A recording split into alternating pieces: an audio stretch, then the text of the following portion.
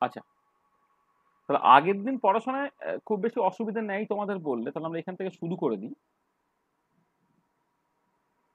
আচ্ছা, যেহেতু এটা বেসিক্যালি হ্যাঁ, কন্টিনিউয়েশন হচ্ছে, মানে আগের দিন আমরা একটা পার্ট পর্যন্ত পড়েছিলাম, তারপর থেকে এই জায়গায় আমরা স্টার্ট করছি।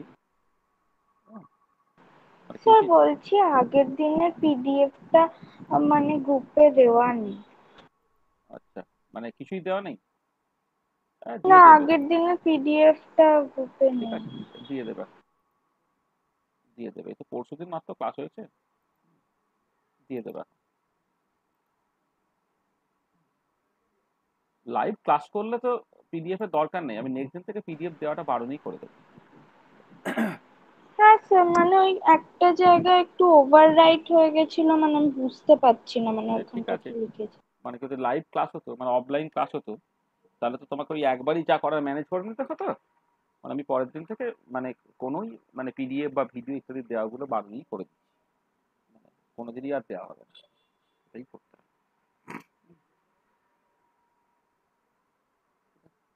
কারণ এখন আর 1 বছর আছে তোমাদের ফাইনালি এ করার জন্য, মানে 6 সেমিস্টার শেষ হয়ে যাওয়ার জন্য। এখন আবার কি আসছে?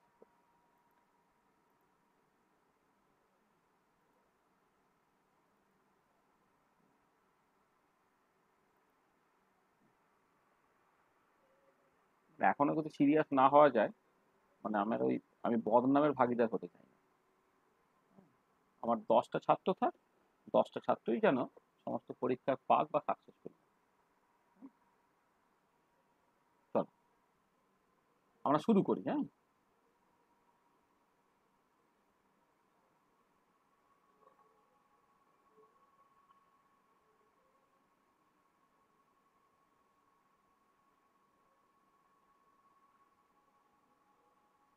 What you discuss in the last lecture.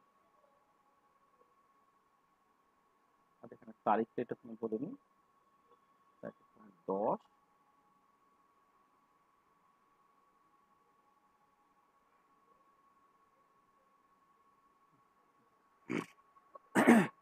দেখো, what we have discuss in the last lecture, আমরা গতদিনে কি আলোচনা করেছি?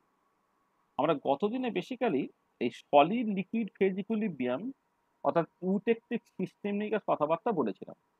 আমরা আগের দিন যেটা আলোচনা করেছিলাম, সলিড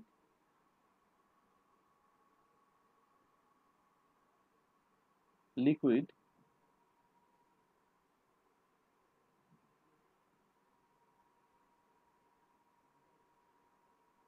ফেজ ইকুইলিব্রিয়াম। অবশ্যই এই লিকুইডটা কিন্তু তোমার খেয়াল রাখতে হবে, এটা কিন্তু একটা সলিউশন, মানে এটা লিকুইড ফেজের সলিউশন, পিওর লিকুইড না। তাহলে পিওর সলিড আর পিওর লিকুইড হলে তো সেটা আমরা একদম ওয়ান কম্পোনেন্ট ফেজ ট্রানজিশনের ক্ষেত্রে আমরা অলরেডি আলোচনা করে ফেলেছি।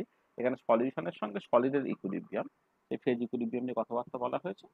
এইটা এইটা আলটিমেটলি লিডস টু ইউটেকটিক, এইটা। আর এইটা নিয়ে আলোচনা করতে গিয়ে আমরা প্রথমে থার্মাল অ্যানালিসিস করে কুলিং কার্ভ, এইটা নিয়ে কিছুটা কথাবার্তা বলেছি।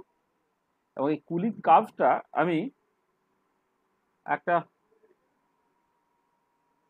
পিওর লিকুইডের জন্য করেছি, আর এটা একটা সলিউশনের জন্যও করেছি, কুলিং কার্ভটা কেমন দেখতে হবে। আচ্ছা, তারপর একটা সিম্পল ইউটেকটিক সিস্টেমের জন্য,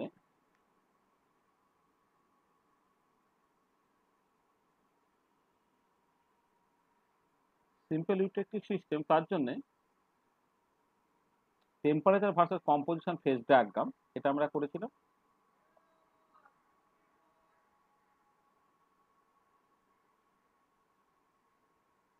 temperature versus composition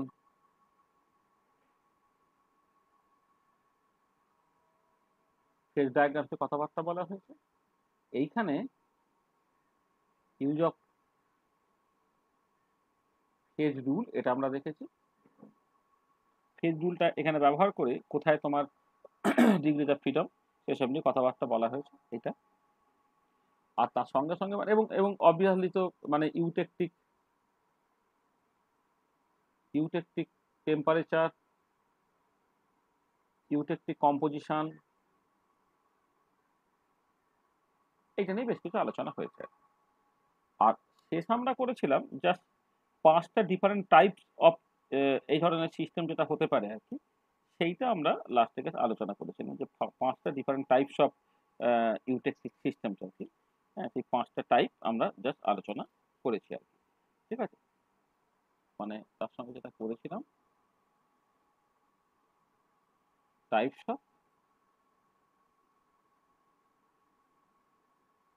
two component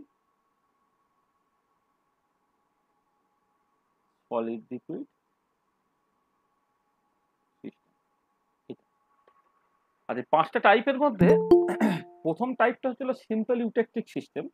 simple eutectic system with proper example আমরা আগের দিন ডেসক্রাইব করেছি। এছাড়া আরো 4টে ছিল, এই সবকটাই কিন্তু খুব ডিটেলে পড়তে হবে সেরকম নয়। হ্যাঁ, আমরা আরো 1টা 2টো টাইপ জাস্ট পড়ে নেওয়ার চেষ্টা করবো। ঠিক আছে, তাহলে টাইপ 1 যেটা যেটা বেসিক্যালি সিম্পল ইউটেকটিক সিস্টেম, যেটা আমাদের অলরেডি হয়ে গেছে, মানে সিম্পল ইউটেকটিক সিস্টেম মানে যেখানে কোনো কম্পাউন্ড টম্পাউন্ড তৈরি হচ্ছে না, মানে এ আর বি দুটো, মানে একটা সলিউশনে এ আর বি ছিল, যখন তুমি জাস্ট তাদেরকে সলিডিফাই করছো তখন এ আর বি তারা কিন্তু কোনো মাঝপথে কোনো কম্পাউন্ড তৈরি করে ফেলেনি, সেরকম সিচুয়েশন থেকে সিম্পল ইউটেকটিক সিস্টেম। এবং সিম্পল ইউটেকটিক সিস্টেম তো তার ফেস ডায়াগ্রামটা এঁকে সেখান থেকে যা যা ডেসক্রাইব করা যায় আমরা করেছি। আচ্ছা, আজকে আমরা এরপরে যে জায়গা থেকে শুরু করব সেটা হচ্ছে এই যে, মানে এটা এটা হচ্ছে বেসিক্যালি আগের দিন, মানে আমি আমি যেটা আগের দিন আলোচনা করেছি। আচ্ছা, এবার আমি আজকে কি আলোচনা করতে চাইছি, what we want to discuss today, সেটা বেসিক্যালি হচ্ছে other types of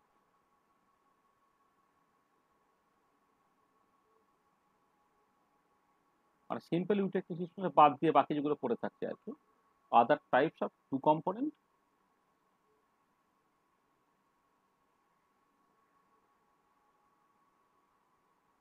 solid liquid system, এইটা নিয়ে মূলত আমরা আলোচনা করব।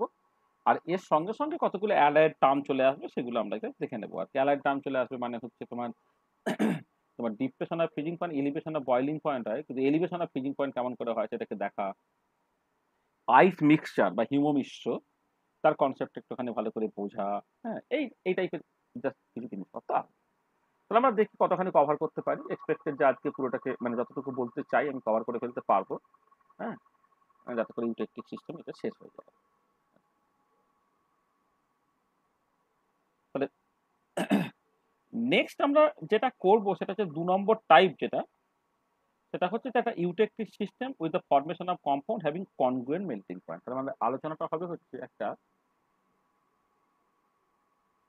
Eutectic system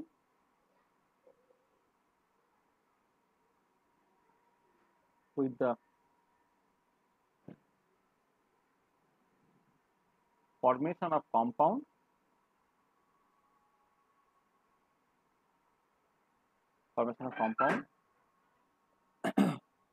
having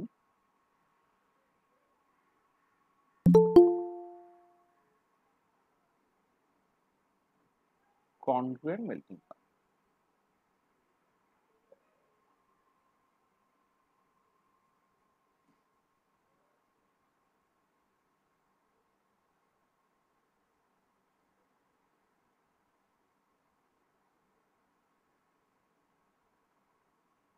Eutectic system with the formation of compound having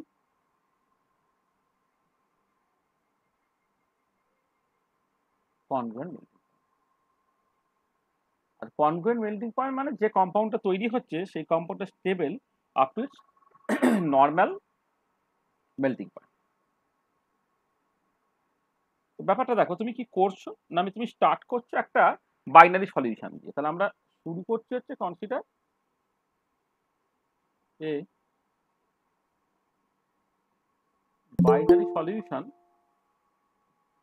of A and B. A আর বি এর কোন একটা বাইনারি সলিউশন থেকে আমরা আমাদের গল্প স্টার্ট করছি। আচ্ছা, এবারে কথা হচ্ছে যে যখন তোমার টেম্পারেচার কমানো হচ্ছে, আমরা আগে দেখেছিলাম দুটো কম্পোনেন্টের মধ্যে কোনো একজন ক্রিস্টালাইজ করছে বা সলিডিফাই করছে। when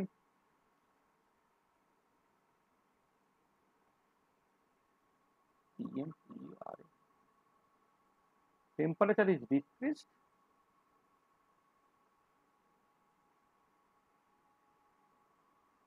one of the components,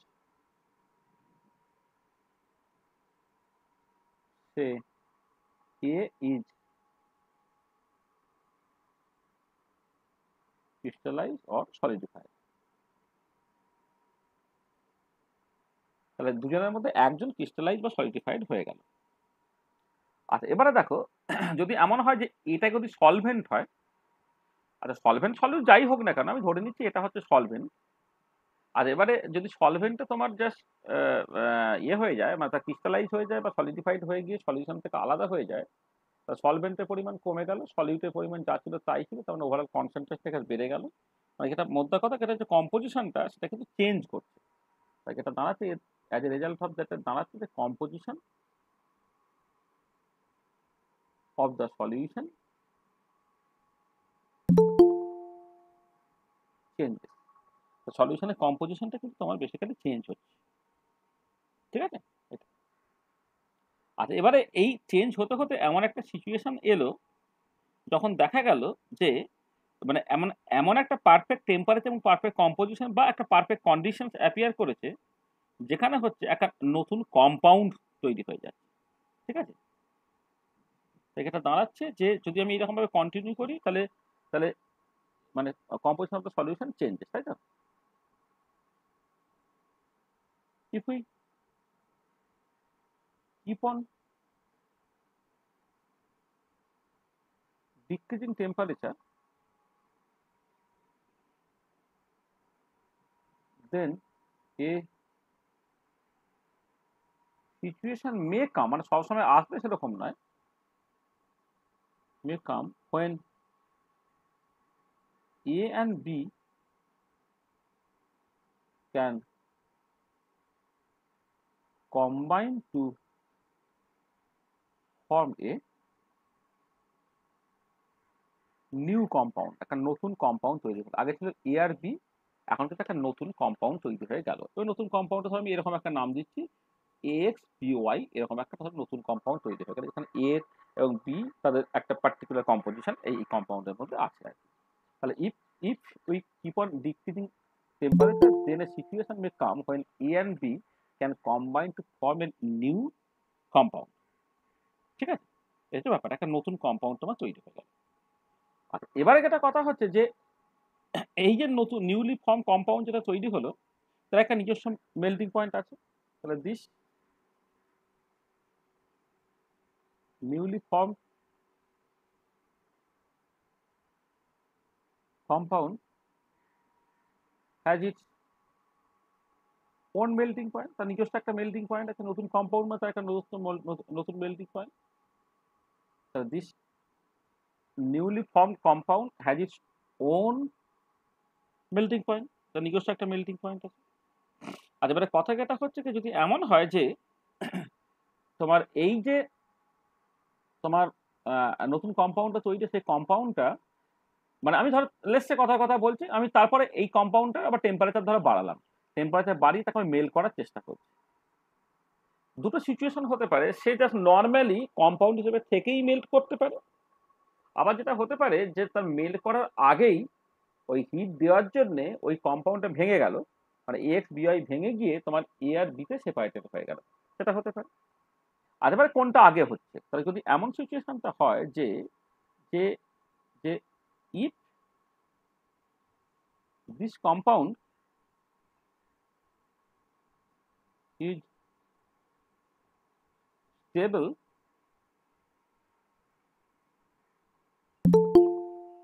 up to its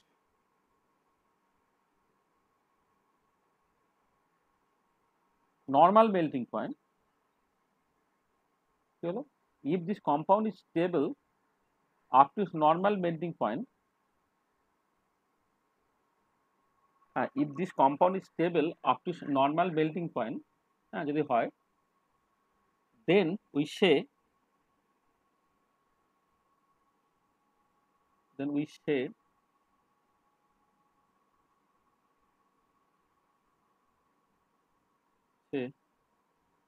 that the compound has a congruent melting point.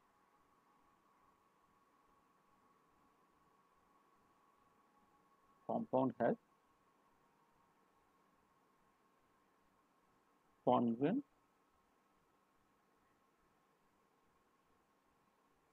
তখন আমি বলবো যে কম্পাউন্ড একটা কনগ্রুয়েন্ট মেল্টিং পয়েন্ট আছে। আর পরের ক্ষেত্রে আমি দেখবো যে যদি তার না হয় তাহলে আমি বলবো কম্পাউন্ডটা ইনকনগ্রুয়েন্ট মেল্টিং পয়েন্ট আছে।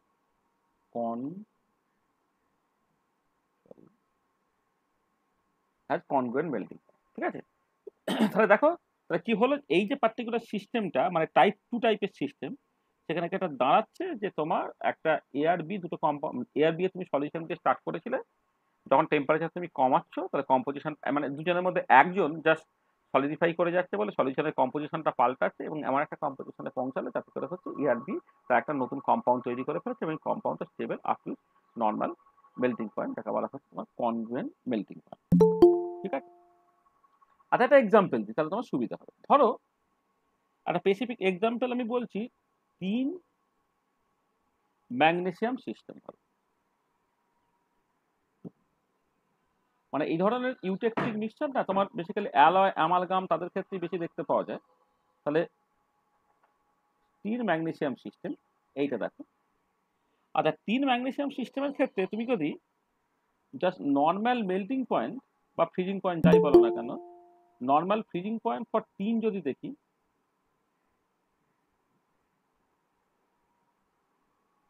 তিনের যে নর্মাল ফ্রিজিং পয়েন্ট সেটা হচ্ছে 232 ডিগ্রি, 232 ডিগ্রি সেন্টিগ্রেড। আর normal freezing point for magnesium সেটা হচ্ছে তোমার 651 ডিগ্রি সেন্টিগ্রেড। এগুলো নর্মাল জাস্ট বলা হয়। আর এবারে দেখা যাচ্ছে যে এই 3 এবং ম্যাগনেসিয়াম তারা মিলে একটা নিউলি কম্পাউন্ড তৈরি হচ্ছে। তাহলে মানে মানে কম্পাউন্ড ফর্ম যেটা,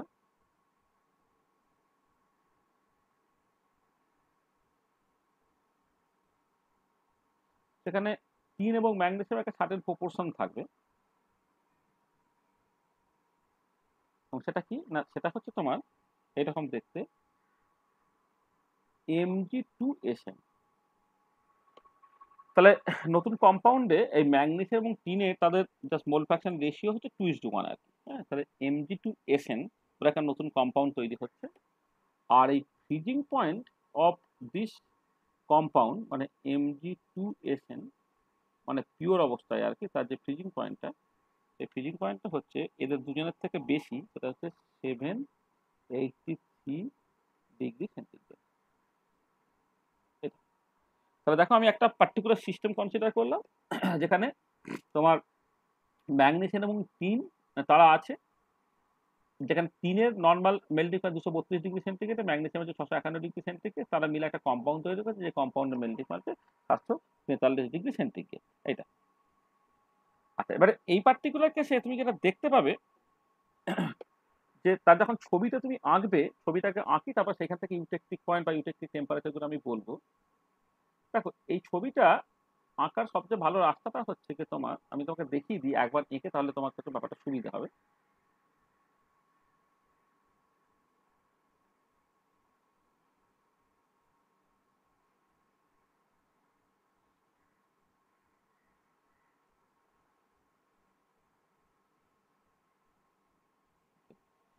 ধরো আমি একদম স্পেসিফিক এই এই এক্সাম্পলটাই বলছি। ধরো পিওর টিন আছে এখানে আর পিওর ম্যাগনেসিয়াম এখানে আছে, তাই তো? আচ্ছা এবারে যে কম্পাউন্ডটা তৈরি হচ্ছে সেই কম্পাউন্ডের কম্পোজিশনটা কি না, সেটা হচ্ছে Mg2Sn। Mg2Sn, ঠিক আছে? যেখানে ম্যাগনেসিয়াম তার মানে বেশি থাকবে, টিন তোমার কম থাকবে, ঠিক আছে তো? এটা ধরো আমি এটাকে জাস্ট এরকম এরকম করে একটু ভাগ করে দিচ্ছি। পার্টিশন করে এই রিজিয়নটাকে আমি দুটো ভাগে ভাগ করছি।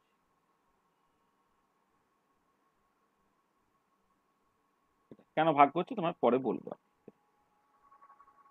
দেখো এই পার্টিকুলার কেসে কি হলো না, কতগুলো ইনফরমেশন আমার অলরেডি বলা আছে। সেটা হচ্ছে যে তোমার পিওর টিন তার মেল্টিং পয়েন্ট 232°C। এর মেল্টিং পয়েন্ট ধরে নাও এইটা কোয়ালিটিভলি 232°C। এদিকে টেম্পারেচার প্লট করা হবে, এদিকে কম্পোজিশন প্লট করা হবে।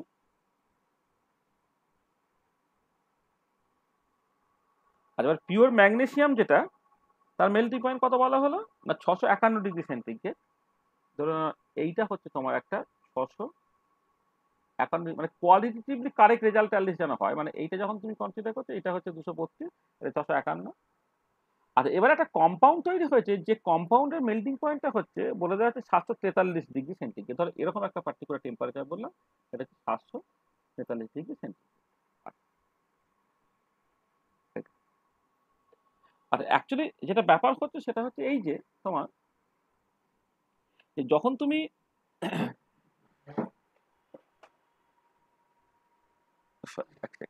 ধরো এইখানে সলিউশন ছিল, solution of tin and magnesium, এরকম একটা সলিউশন থেকে তুমি স্টার্ট করেছো। এবারে যখন তোমার ওই যেভাবে হয় আর কি, তুমি যখন আস্তে আস্তে আস্তে আস্তে, মানে আমি বলছি যে সিম্পল ইউটেকটিকে মাথায় রাখো। সিম্পল ইউটেকটিকের ছবিটা কেমন হয়, তুমি যদি টেম্পারেচার কমাও তাহলে এসএন এবং ম্যাগনেসিয়াম তার সলিউশন থেকে এই ধরো এই পার্টিকুলার তিনটা সলিডিফাই করছে। ধরে নাও এখানে এখানে কি হচ্ছে না, একটা সলিউশন তোমার আছে, সে বেসিক্যালি ইকুইলিব্রিয়েট করছে কার সাথে না, তিন সলিড অবস্থায় নিচ্ছে তার সঙ্গে সে বেসিক্যালি ইকুইলিব্রিয়েট করছে। আচ্ছা ঠিক একই রকম ভাবে এইখান থেকে যদি তুমি নিতে টেম্পারেচার যখন কমাচ্ছি, তাহলে এখানেও তোমার একটা সলিউশন ছিল, solution of tin and magnesium, তুমি যেটা স্টার্ট করেছিলে।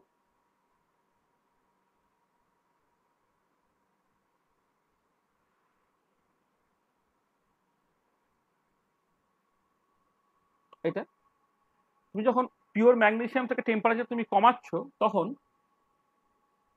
সলিউশন সে বেসিক্যালি ইকুইলিব্রিয়েট করছে ম্যাগনেসিয়াম সলিডের সঙ্গে। আর এবার এমনিতে কি হয়, এই লাইনটা এলো এই লাইনটা এলো, তাহলে একটা পার্টিকুলার পয়েন্টে কাট করলো, কিন্তু সেই জায়গা আসার আগেই যেটা হয়ে যাচ্ছে যে তোমার একটা নতুন কম্পাউন্ড তৈরি হয়ে যাচ্ছে। কি হচ্ছে না, এইভাবে আসছিল আস্তে আস্তে আস্তে আস্তে একটা পার্টিকুলার পয়েন্টের পরে কি দেখতে পেলে একটা নতুন কম্পাউন্ড তৈরি হয়ে গেল। হ্যাঁ, এবং সেই নতুন কম্পাউন্ডটা কি, নতুন কম্পাউন্ড যেটা তৈরি হয়েছে সেটা বেসিক্যালি হচ্ছে মানে ওই আমি এই পার্টিকুলার এক্সাম্পলে হচ্ছে সেটা Mg2SN, মানে Mg2SN একটা কম্পাউন্ড তৈরি হয়ে যাচ্ছে। তার মানে এটা দাঁড়াচ্ছে যে যে এবং তার একটা নিজস্ব মেল্টিং পয়েন্ট আছে, এবং সেই মেল্টিং পয়েন্টের কথা এইটা। তার মানে ব্যাপারটা কিরকম দেখো যে এইটা জাস্ট এখন এইটা হলো যেখানে তোমার অ্যাকচুয়ালি সলিউশনের সঙ্গে ইকুইলিব্রিয়েট করছে কে না Mg2SN সলিড ইকুইলিব্রিয়েট করছে। আবার ঠিক একই রকম ভাবে এদিকে কি হচ্ছে, এদিকেও ঠিক একই রকম করে তোমার এখানে কি হচ্ছে, ঠিক এখানেও একই রকম করে এই এই মানে আসলে এই পুরো জায়গাটাই আর কি, মানে এই জায়গাটাও তোমার বেসিক্যালি সলিউশন তার সঙ্গে ইকুইলিব্রিয়েট করছে কে না, ইকুইলিব্রিয়েট করছে নতুন কম্পাউন্ডটা Mg2SN সলিড, সে বেসিক্যালি তোমার ইকুইলিব্রিয়েট করছে। এটা মানে ব্যাপারটা কিরকম দেখো, জাস্ট দুটো সিম্পল ইউটেকটিভ তার জন্য আমি সুপারপোজ করেছি। মানে বেসিক্যালি এদিকটা একটা ইউটেকটিভ সিস্টেমের মতো, এদিকটা একটা ইউটেকটিভ সিস্টেমের মতো, যেখানে কে কে আছে। যেমন তুমি আগে সিম্পল ইউটেকটিভ থেকে একদিকে এ আর একটা একদিকে বি করছিল না, তো সেরকম একটা সিচুয়েশন। এদিকে একটা ইউটেকটিভ সিচুয়েশন যেখানে তোমার টিন আছে আর ম্যাগনেসিয়াম টিন আছে, মানে কম্পাউন্ডটা আছে। আর এদিকেও ঠিক একই রকম একটা ইউটেকটিভ সিস্টেমের মতো, যেখানে ম্যাগনেসিয়াম আছে আর Mg2SN আছে। তার মানে এটা করলে তুমি সেটা হচ্ছে কি, জাস্ট একটা এই যে টোটাল ছবিটা একটা পার্টিশন করে দিলে। আর অবশ্যই এখানে প্রেসারটাকে ফিক্স রাখা আছে, প্রেসারটা ফিক্স রেখে তুমি জাস্ট বেসিক্যালি এটা দুটো পার্টিশন করে দিলে। একদিকে হচ্ছে টিন আর Mg2SN তার একটা ইউটেকটিভ সিস্টেম, আর ডান দিকে হচ্ছে Mg2SN এবং ম্যাগনেসিয়াম তার একটা ইউটেকটিভ সিস্টেম। তার মানে যেটা দাঁড়াচ্ছে যে এর উপরে solution of tin and magnesium, উপরে থেকে solution of tin and magnesium, আর এই জায়গাটা সলিউশন, তার সঙ্গে টিনের ইকুইলিব্রিয়াম, এখানে সলিউশনের সঙ্গে ম্যাগনেসিয়াম টিন তার ইকুইলিব্রিয়াম। আর এখানে হচ্ছে তোমার এই জায়গাটা সলিউশনের সঙ্গে ম্যাগনেসিয়াম ইকুইলিব্রিয়াম, এই জায়গাটা হচ্ছে সলিউশনের সঙ্গে ম্যাগনেসিয়াম টিন তার ইকুইলিব্রিয়াম এটা। এবং একটা ইম্পর্টেন্ট পয়েন্ট দেখো যে এইখানে তুমি কিন্তু দুটো টিপিল পয়েন্ট পাচ্ছ, তাহলে এই টিপিল পয়েন্টটা যদি আমি ইউ1 নাম দিই, টিপিল পয়েন্ট বলতে ইউটেকটিক পয়েন্ট পাচ্ছ, এটাকে তুমি ইউ2 নাম দাও, তার একটা টেম্পারেচার আছে এখানে টি1 এবং তার করসপন্ডিং একটা কম্পোজিশন আছে এক্স ই1। আর এখানেও ঠিক একই রকম ভাবে একটা টেম্পারেচার আছে টি2 এবং তার করসপন্ডিং একটা কম্পোজিশন এখানে আছে, সেটা হচ্ছে তোমার basically x ই2।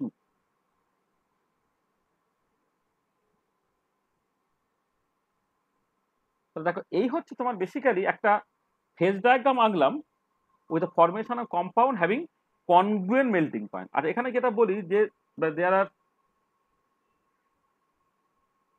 Two eutectic points,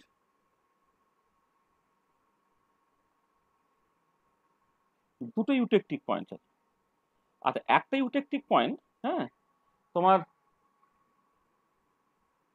1 নম্বর যে ইউটেকটিক পয়েন্ট তার একটা টেম্পারেচার আছে, আর 2 নম্বর ইউটেকটিক পয়েন্ট তার একটা টেম্পারেচার আছে। 1 নম্বর ইউটেকটিক পয়েন্ট যেটা, তার টেম্পারেচারটা হচ্ছে তোমার 210°C।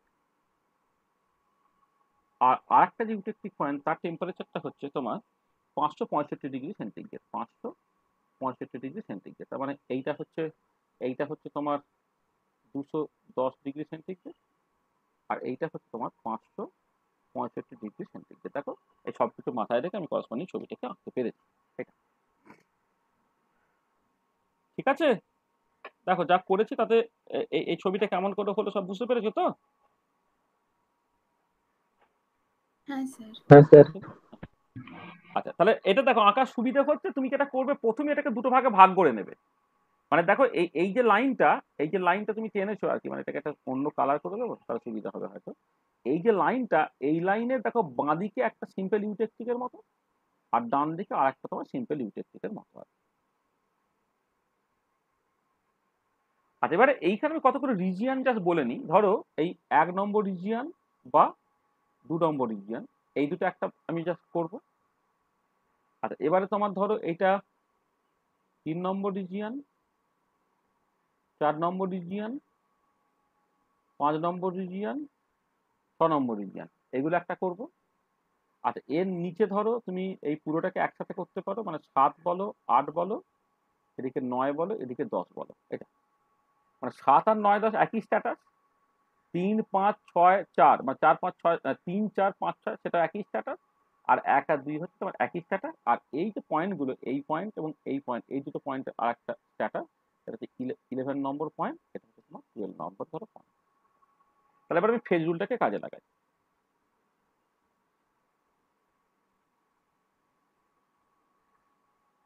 আচ্ছা ফেজ রুল যখন তুমি কাজে লাগাচ্ছ তাহলে প্রথমেই যেটা করো, রিজিয়নস 1 and 2, তাহলে এখানে তোমার নাম্বার অফ ফেজেস পি হবে একটা, কারণ এটা হোমোজিনিয়াস সলিউশন। ঠিক আছে, ওই জায়গাগুলো সব হোমোজিনিয়াস সলিউশন, সেক্ষেত্রে তোমার নাম্বার অফ ফেজ কিন্তু এখানে হয়ে যাবে তোমার একটা।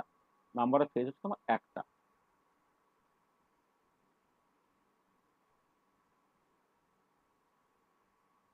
Number of conference C equal to, এখানে বাইনারি সলিউশন মানে হচ্ছে 2, নাম্বার অফ কম্পোনেন্ট সি হচ্ছে তোমার 2। ঠিক আছে, এটা। আর degrees of freedom,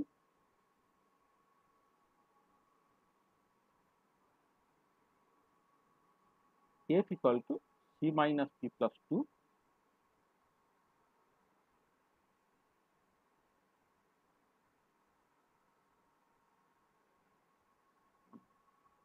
C minus P plus 2 সেটা কত হবে? 2 minus 1 plus 2 মানে তোমার বেসিক্যালি 3 হয়ে গেল এটা। তাহলে effective degrees of freedom,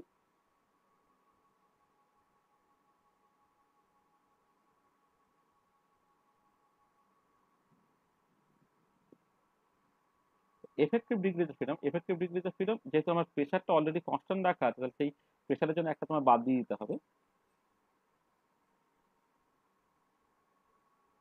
F effective সেটা কত হয়েছে 3 - 1 ইকুয়াল টু তোমার 2 হয়ে যাচ্ছে। হ্যাঁ, এখানে কারণটা কি, এখানে এফেক্টিভ ডিগ্রি ছিল একটা কেন কমে গেল, তার কারণটা হচ্ছে তোমার as pressure is already fixed, pressure যেহেতু তোমার অলরেডি ফিক্সড হয়ে গেছে সেখানে এফেক্টিভ ডিগ্রি ছিল একটা কমে গেল, সেটা তোমার 2 হয়ে গেল। তাহলে 1 নম্বর 2 নম্বর একই রকম। আর এবারে 3 4 5 6 কি হচ্ছে দেখো, তাহলে এক রিজিয়ন 3 4 5 আর 6। আচ্ছা, এই জায়গাতে দেখো সলিউশনের সঙ্গে কিন্তু একটা সলিড আছে, সেটা এখানেও সলিউশনের সঙ্গে একটা সলিড, এখানে সলিউশনের সঙ্গে একটা সলিড, এখানে সলিউশনের সঙ্গে একটা সলিড। তার মানে এক্ষেত্রে তোমার নাম্বার অফ ফেজেস সেটা কিন্তু 2। এইটা component as usual binary solution বলে এটা তোমার 2। তাই ডিগ্রিজ অফ ফ্রিডম হচ্ছে F equal to C minus C plus 2 যখন তুমি করছো 2 - 2 + 2 মানে বেসিক্যালি 2 হয়ে গেল। ঠিক আছে, effect of degrees of freedom 2 - 1 মানে বেসিক্যালি তোমার 1 হয়ে গেল। তাহলে এখানে আর পরিষ্কার করে আর লিখছি না, হ্যাঁ, মানে তোমার পি মানে কি সি মানে কি এগুলোকে জাস্ট লিখছি না, আমি জাস্ট শর্ট হ্যান্ড নোটেশনে একটুখানি করে দিচ্ছি। আচ্ছা, তারপরে চলে এসো তোমার ধরো 7 8 9 10 এই জায়গাগুলোতে রিজিয়ন 7 8 9 আর 10।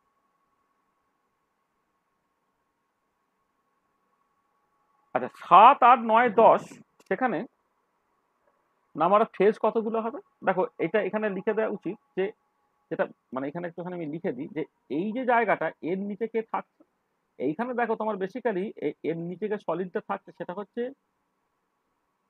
Mg2Sn, সেটা সলিড অবস্থায় থাকবে, তার সঙ্গে ম্যাগনেসিয়াম সলিড এটা থাকবে। আর এর নিচে কি থাকছে, এক্ষেত্রে যে 3 সলিড থাকবে তার সঙ্গে কে থাকবে না তোমার Mg2Sn সলিড থাকবে। ঠিক আছে, তাহলে এই পার্টিকুলার কেসে দুটো মানে ফেজের সংখ্যা আবার অ্যাজ ইউজুয়াল 2 হবে, কারণ এখানে দুটো solid phase, component as usual 2, degrees of freedom C minus C plus 2 যদি করো 2 - 2 + 2 মানে তোমার 2 হয়ে গেল। আর এক্ষেত্রে এফেক্টিভ ডিগ্রিজ অফ ফ্রিডম সেটা কিন্তু 2 - 1 মানে 1 হয়ে গেল। এটার মধ্যে কোনো তফাৎ তুমি এখন দেখতে পাচ্ছ না, রিজিয়ন 7 8 9 10 এটা। আর এবারে মেন জায়গাটা হচ্ছে অ্যাট দ্য ইউটেকটিক পয়েন্ট।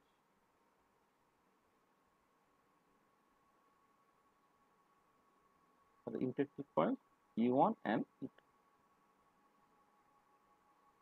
এটা 11 নম্বর 12 নম্বর পয়েন্ট দিকে উল্লেখ করা আছে, সেটা অসুবিধা কিছু নেই। এখানে দেখো ফেজ কিন্তু এখানে 3টে, কারণ এই পয়েন্টেও দেখো কি হচ্ছে না, দুটো সলিড একটা সলিউশন ইকুইলিব্রেট করছে, এখানে দুটো সলিড একটা সলিউশন তোমার ইকুইলিব্রেট করছে। তাই যেটা দাঁড়াচ্ছে ফেজের সংখ্যা হচ্ছে তোমার 3টে, বাইনারি সলিউশন মানে কম্পোনেন্ট অ্যাজ ইউজুয়াল দুটো, তাহলে ডিগ্রিজ অফ ফ্রিডম যখন তুমি ক্যালকুলেট করছো সি মাইনাস সি প্লাস 2 মানে বেসিক্যালি হচ্ছে 2 - 3 + 2 মানে বেসিক্যালি তোমার 1 হয়ে যাচ্ছে। ঠিক আছে, তাহলে এফেক্টিভ ডিগ্রিজ অফ ফ্রিডম কি হয়ে গেল, এটা হচ্ছে তোমার ওই 1 - 1 তোমার বেসিক্যালি 0 হয়ে গেল। তার মানে ইউটেকটিভ পয়েন্ট অ্যাজ ইউজুয়াল যেমন ইনভেরিয়েন্ট পয়েন্ট হওয়ার কথা, যদি তোমার এক্সটার্নাল প্রেসার ফিক্স রেখে দেওয়া হয়, তাহলে এটাই হয়েছে। দেখো ঠিক আছে, আমি জাস্ট ছবিটাকে এঁকে তার বিভিন্ন জায়গায় আমি এটাকে করে ফেললাম, মানে বিভিন্ন জায়গায় তোমার ফেজ রুলটাকে ব্যবহার করলাম। দেখো কোনো অসুবিধা আছে কিনা এটা বুঝতে, ঠিক আছে তো? হ্যাঁ স্যার। হ্যাঁ স্যার। আচ্ছা, ধরো আর একটা এক্সাম্পল ধর আমি বলছি, আর একটা এক্সাম্পল একটুখানি বাড়িতে আইডিয়া করে তুমি করবে।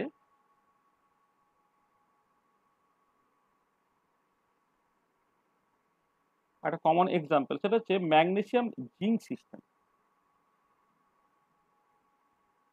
Magnesium zinc system,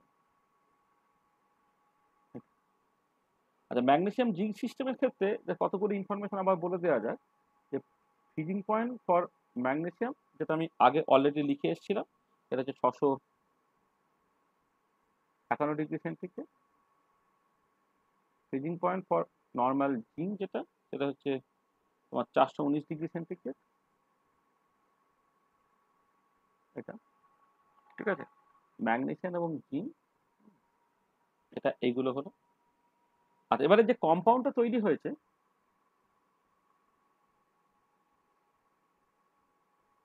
compound form, তার স্ট্রাকচারটা হচ্ছে Mg Zn2 আর normal freezing point of Mg Zn2, এই যে কম্পাউন্ডটা,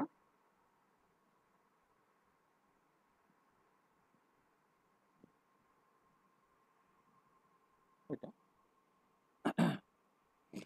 সেটা কতটা না 575°C। ঠিক আছে। আচ্ছা, এক্ষেত্রে দুটো ইউটেকটিক পয়েন্ট পাচ্ছ। তাহলে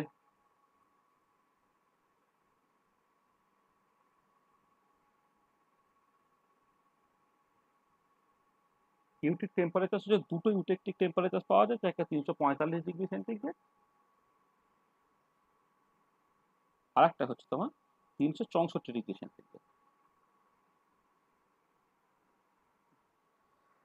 দেখো, তোমাকে এরকম ইনফরমেশন গুলো বলে দেবে, তাহলে এরকম ইনফরমেশন গুলোর উপরে বেশ করে তোমাকে যদি ছবি আঁকতে বলে, তুমি ছবিটা কেমন করে আঁকবে।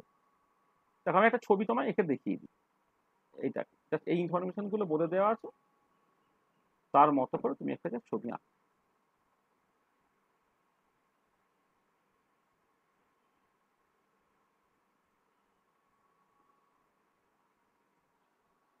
ঠিক আছে।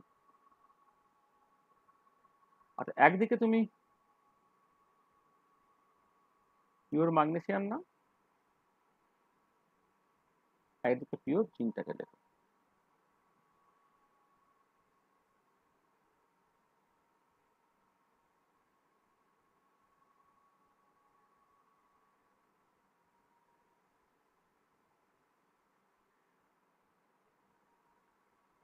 পিওর ম্যাগনেসিয়াম আর হচ্ছে তোমার পিওর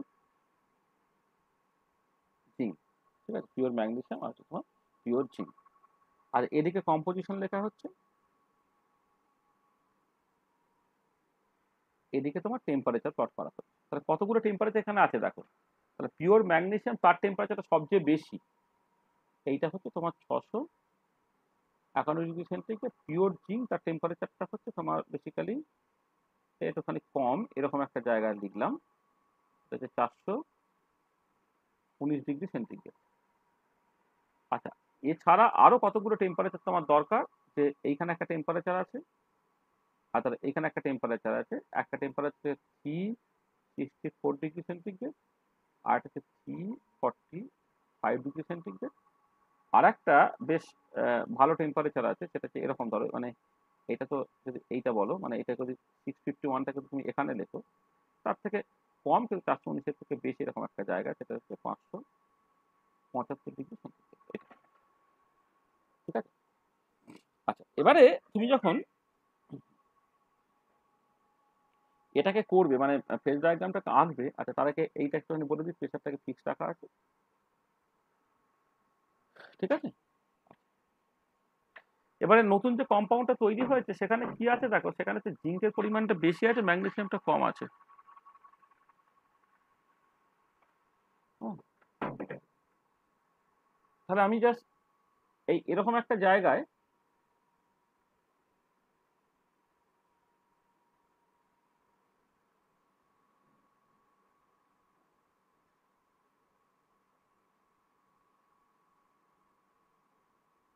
এরকম জায়গায় দুটো পার্টিশন আমি করে ফেললাম। ঠিক আছে। আচ্ছা, এবারে তোমার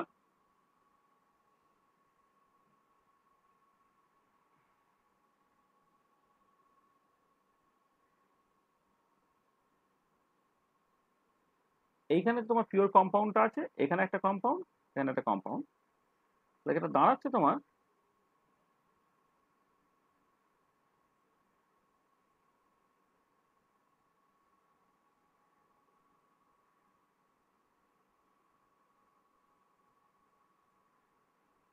একটা হলো,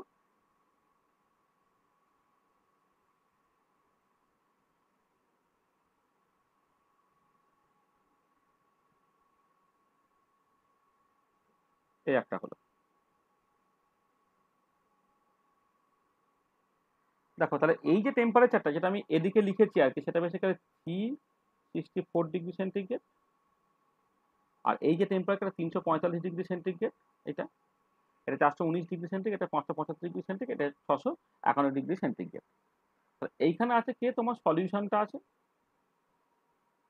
এইখানে তোমার বেসিক্যালি সলিউশনটা আছে, মানে সলিউশন অফ কি, না solution of magnesium and zinc. এখানে আমি লিখছি solution of magnesium and zinc, এটা।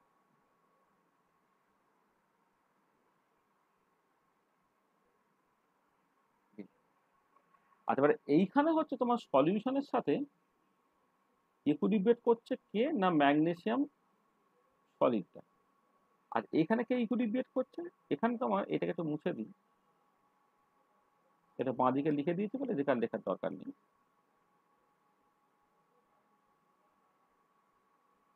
এখানে হচ্ছে তোমার সলিউশন, তার সাথে ইকুইলিব্রেট করছে কি পিওর জিঙ্ক সলিড। আর এইখানে তোমার কম্পাউন্ডটা তৈরি হয়ে গেছে। এই কম্পাউন্ডটা কি কম্পাউন্ড, না কম্পাউন্ড হচ্ছে MgZn2। Mg মানে মানে বেসিক্যালি সলিউশন তার সাথে ইকুইলিব্রেট করছে MgZn2 সলিড, এটা বেসিক্যালি তোমার ইকুইলিব্রেট করছে। এই পার্টিকুলার পয়েন্ট হচ্ছে E1, এই পার্টিকুলার পয়েন্ট হচ্ছে E2, এটা হচ্ছে এটা হচ্ছে TE1, এটা বেসিক্যালি তোমার TE2, এর একটা সার্টেন কম্পোজিশন আছে X1, এর সার্টেন কম্পোজিশন ধরো X2। আচ্ছা, এর নিচে যেটা থাকছে তোমার ম্যাগনেসিয়াম সলিড, তার সঙ্গে থাকছে Mg2 MgZn2 solid,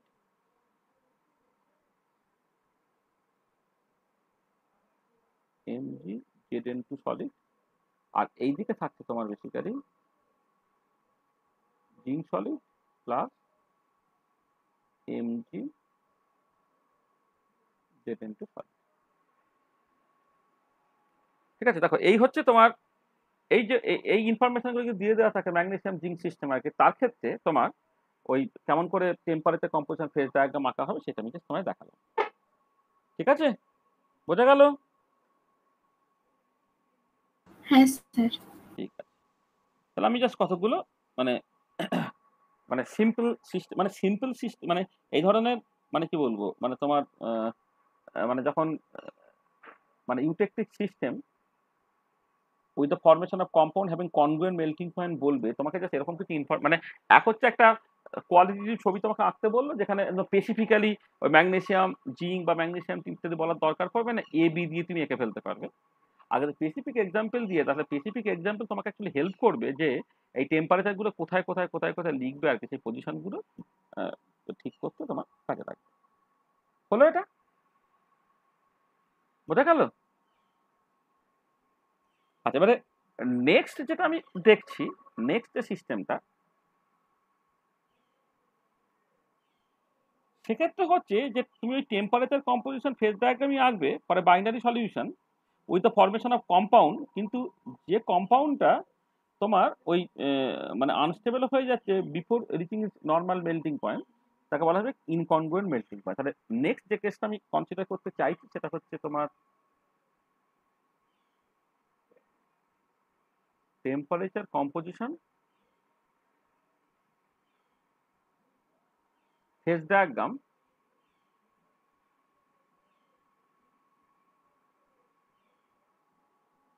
for eutectic system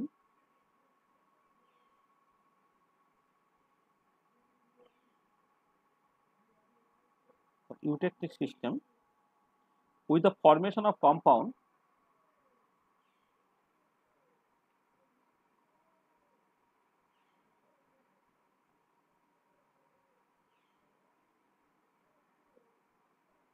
the temperature composition phase diagram for eutectic system with the formation of compound having incongruent melting point.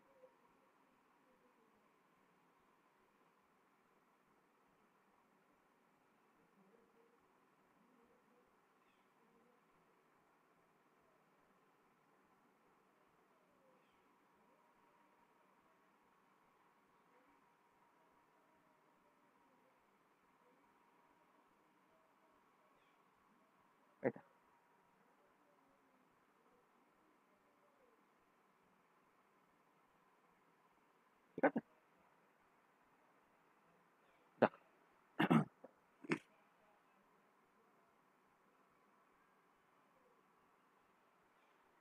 আচ্ছা, এক্ষেত্রে সিচুয়েশনটা কি হচ্ছে একটুখানি ভালো করে বুঝুন।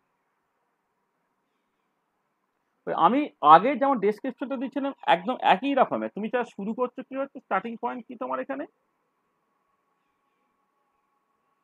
স্টার্টিং পয়েন্ট হচ্ছে a binary solution of A and B, এরকম একটা জায়গা থেকে তুমি স্টার্ট করেছো। এবার তুমি টেম্পারেচারটাকে কমাচ্ছ। টেম্পারেচার কমালে কি হবে, দুজনের মধ্যে একজন তোমার সলিডিফাই করবে, তাই তো? এইটা। এবার আমি যেটা করছি, temperature is lowered,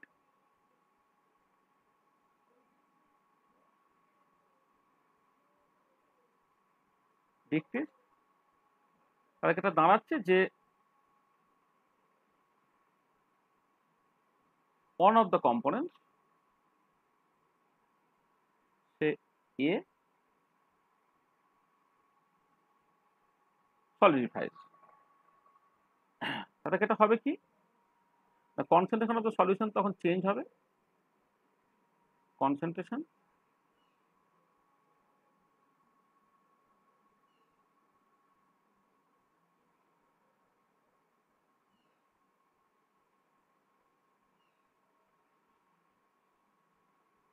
concentration of the solution তোমার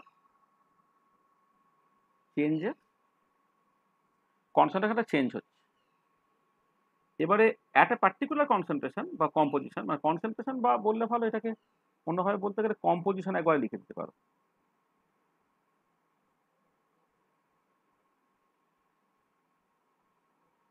Composition of the solution changes at a specific composition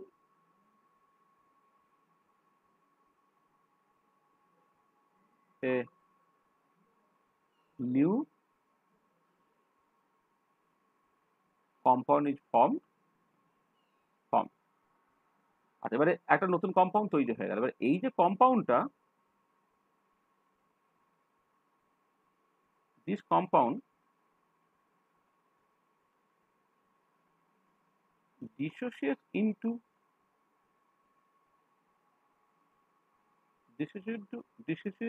dissociates into its constituents,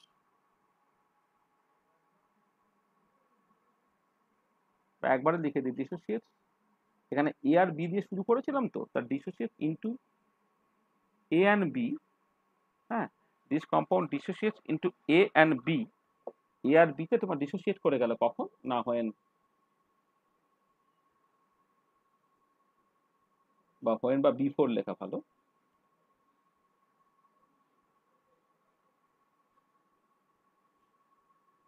before it's normal melting point is reach. তাহলে একটা কম্পাউন্ড তার মানে একটা কম্পাউন্ড তার একটা নর্মাল মেল্টিং পয়েন্ট আছে, কিন্তু আনফর্চুনেটলি এই কম্পাউন্ডটা তার নর্মাল মেল্টিং পয়েন্ট পর্যন্ত যেতে হলো না, তার আগেই হচ্ছে সে বেসিক্যালি ডিসোসিয়েট করে গেল ইনটু ইটস কনস্টিটুয়েন্ট, মানে এ আর বি থেকে শুরু হয়েছিল, তাই এ আর বি থেকে ডিসোসিয়েট করে গেল। এইটা তখন আমি কি বলবো, তখন আমি বলবো যে তখন এই কম্পাউন্ডটাকে বলবো, তার মানে এর মানে হচ্ছে this means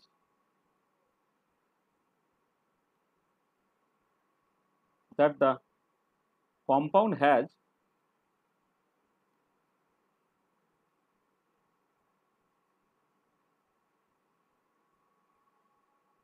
incongruent melting point.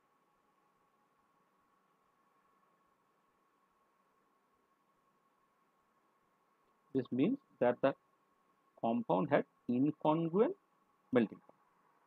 তাহলে দেখো, তাহলে যেটা হচ্ছে আগের মতোই সিচুয়েশন, শুধু যে কম্পাউন্ডটা তৈরি হয়েছে সে কম্পাউন্ডটা তার নর্মাল মেল্টিং পয়েন্ট পর্যন্ত স্টেবল নয়, তার আগেই সে বেসিক্যালি ডিসোসিয়েট করে যাচ্ছে। এটা আর একটা স্পেসিফিক এক্সাম্পল দেওয়া যাক। আচ্ছা, এই ইনকনগ্রুয়েন্ট মেল্টিং পয়েন্ট আছে এরকম মানে অনেক এক্সাম্পলই আছে, তবে আমি একটা এক্সাম্পল যেটা বলি, যেটা খুব পপুলার আর কি, সেটা বেসিক্যালি যে সোডিয়াম ক্লোরাইডের যে সলিউশন আর কি। হ্যাঁ, সে একটা ইনকনগ্রুয়েন্ট মেল্টিং পয়েন্ট জাস্ট তোমায় দেয় আর কি। Sodium chloride as for example একটা এক্সাম্পল আর কি। হ্যাঁ, এখানে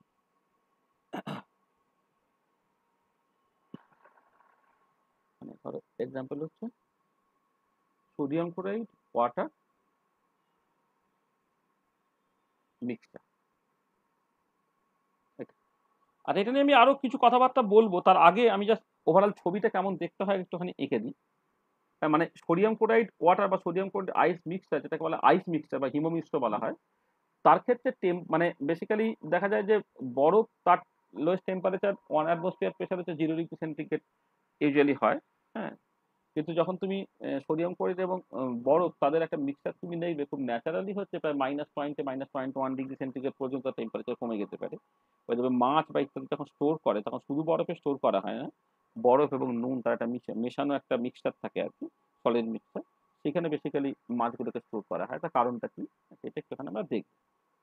আচ্ছা, দেখার আগে আমি যেটা করে নিচ্ছি সেটা হচ্ছে এই টাইপের যে সিস্টেম আর কি, মানে যেখানে তোমার formation of compound with incongruent melting point দেখায়, তার টিপিক্যাল ছবি কেমন দেখতে হয় সেটা একটুখানি আমি দেখে নিচ্ছি আর কি।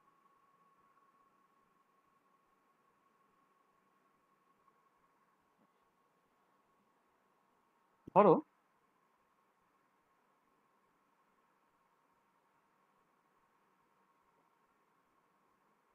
আগের মতো করে আমি স্টার্ট করবো, যেখানে চেঞ্জ দেওয়া হবে সেটাকে মুছে দিয়ে নতুন করে ফেলবো। ধরো আমি এখানে বললাম একটা পিওর এ, স্পেসিফিক এক্সাম্পলের মধ্যে না গিয়ে আমি বললাম পিওর এ আর পিওর বি, ঠিক আছে। ধরে নাও যে পিওর এ যেটা তার একটা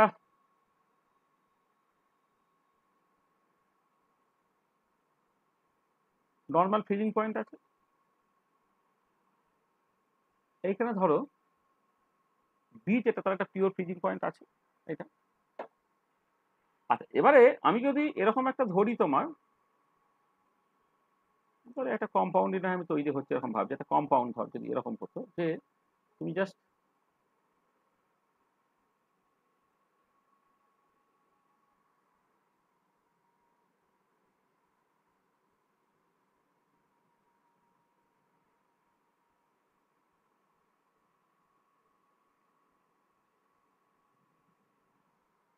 দেখো, যদি তোমার এখানে একটা যে কম্পাউন্ডটা তৈরি হচ্ছে সেটা তোমার স্টেবল হতো, তাহলে কি হতো না, একটা ছবি তুমি পেতে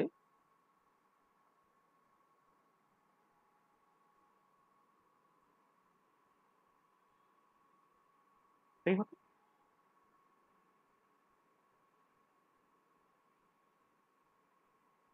তারপর এইটা একটুখানি উপরে তুলে দিচ্ছি, হ্যাঁ? আচ্ছা, নিচে করবে, নিচে করছি, ঠিক আছে, অসুবিধা নেই।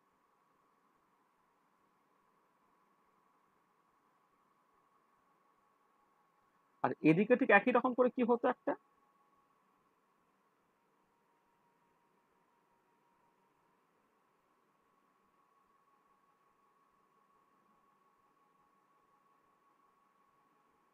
এই যে ছবিটা এঁকেছি আমি প্রেসারটাকে ফিক্স রেখে, সেটা বেসিক্যালি হচ্ছে মানে যেমন ওই আগের কনগ্রুয়েন্ট মেল্টিং পয়েন্টের যে ছবিটা সেই মতো, মানে এইটা হচ্ছে একটা পার্টিকুলার ফ্রিজিং পয়েন্ট, যে ফ্রিজিং পয়েন্টটা বেসিক্যালি হচ্ছে যে কম্পাউন্ডটা তৈরি হয়েছে, তো সেই কম্পাউন্ডটা যদি তোমার এরকম হয় যে তোমার এ এক্স বি ওয়াই হয়, তার নর্মাল যে মেল্টিং পয়েন্টটা, নর্মাল মেল্টিং পয়েন্ট এরকম একটা হওয়ার কথা ছিল। আর এবারে যেটা হলো সেটা কি, না যেটা হলো সেটা হচ্ছে এই যে যে এইভাবে যখন, আচ্ছা এদিকে তোমার সলিউশন ছিল, solutions of A and B, এখানে সলিউশনের সঙ্গে তোমার ইকুইলিব্রিয়েট করছে এ সলিডটা। আর এইখানে তোমার এই সলিউশনের সঙ্গে ইকুইলিব্রিয়েট করছে যে নতুন কম্পাউন্ডটা তৈরি হয়েছে, ধরে না এক্স বিওয়াই সলিড এইটা। এবারে আচ্ছা, এইখানে হচ্ছে তোমার solutions of A and B আছে, এই জায়গাতে কি হচ্ছে না সলিউশনের সঙ্গে তোমার বি সলিড ইকুইলিব্রিয়েট করছে, সবই ঠিক আছে। এবারে কথাটা শুধু এই যে এই যে লাইনটা, এইটা না তোমার অত দূর পর্যন্ত গেল না, যাওয়ার আগেই যেটা হলো এইটাটা ভেঙে গেল। ভেঙে গিয়ে বেসিক্যালি কি হচ্ছে না,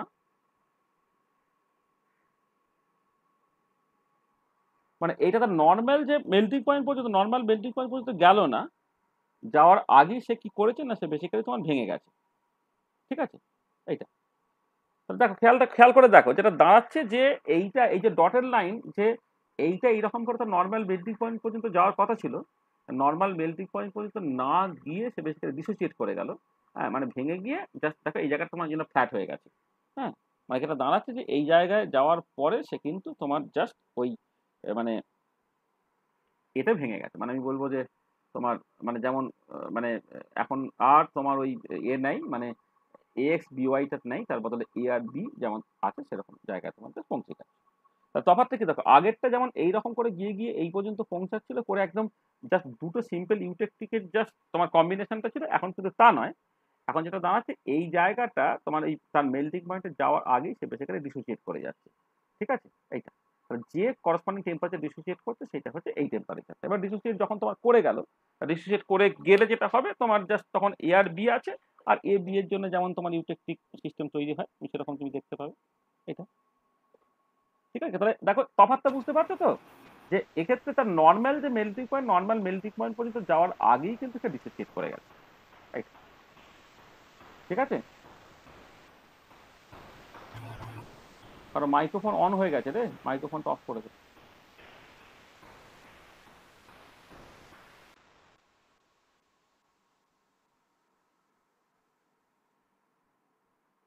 তাহলে একটা মানে eutectic system with the formation of compound having incongruent melting point, হ্যাঁ, সেইটা হচ্ছে এই ধরনের তোমার টিপিক্যাল ছবিটা তুমি দেখতে পাবে। আচ্ছা, এখানে এইটা হচ্ছে তোমার একটা পয়েন্ট মানে ইউটেকটিক পয়েন্ট, এটা একটা তোমার ইউটেকটিক পয়েন্ট E1 E2। আচ্ছা, এই জায়গাতে তো obviously A solid plus x B Y solid আছে, এই জায়গাতে B solid plus x B Y solid আছে। তাহলে এইসব গুলো আছে, সেটা আমি জাস্ট তোমার লিখছি।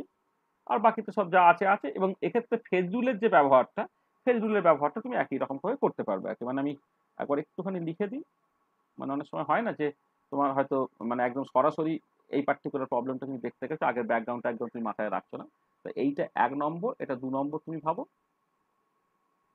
এই যে রিজিয়নগুলো মানে এর বাইরে আর 1 নম্বর 2 নম্বর, তাহলে এইটা হচ্ছে 3 নম্বর ভাবো, এটা ধরো 4 নম্বর ভাবো, এটাকে 5 নম্বর ভাবো, এটাকে 6 নম্বর ভাবো, এই জায়গাটাকে 7 নম্বর ভাবো, এই জায়গাটাকে 8 নম্বর ভাবো। হ্যাঁ, এটা এইটা ইউটিলিটি কম্পোজিশন করে এখানে আর আলাদা করে আমি রিজিয়ন ভাগ করছি না। এটা আর এই পয়েন্টটা হচ্ছে তোমার 9 নম্বর পয়েন্ট, আর এই পয়েন্টটা হচ্ছে তোমার 10 নম্বর পয়েন্ট। এটা তাহলে এখানে যখন তুমি ফেজ রুলটাকে কাজে লাগাচ্ছ, তাহলে আমি খুব সিম্বলিক্যালি লিখে দিচ্ছি phase rule. Region 1 and 2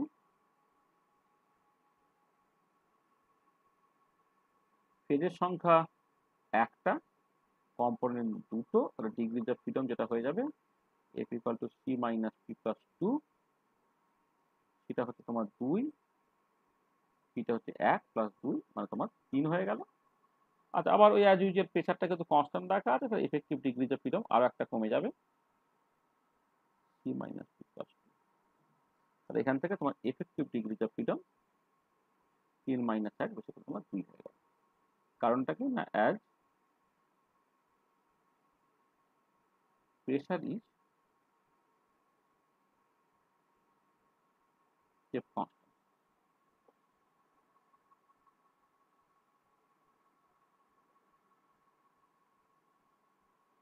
as pressure is kept constant তোমার এটা হয়। আচ্ছা, আরো ধরো তোমার রিজিয়ন 3 4 5 6,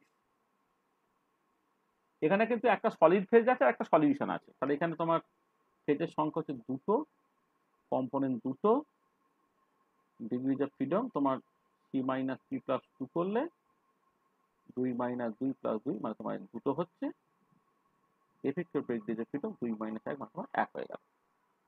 আচ্ছা,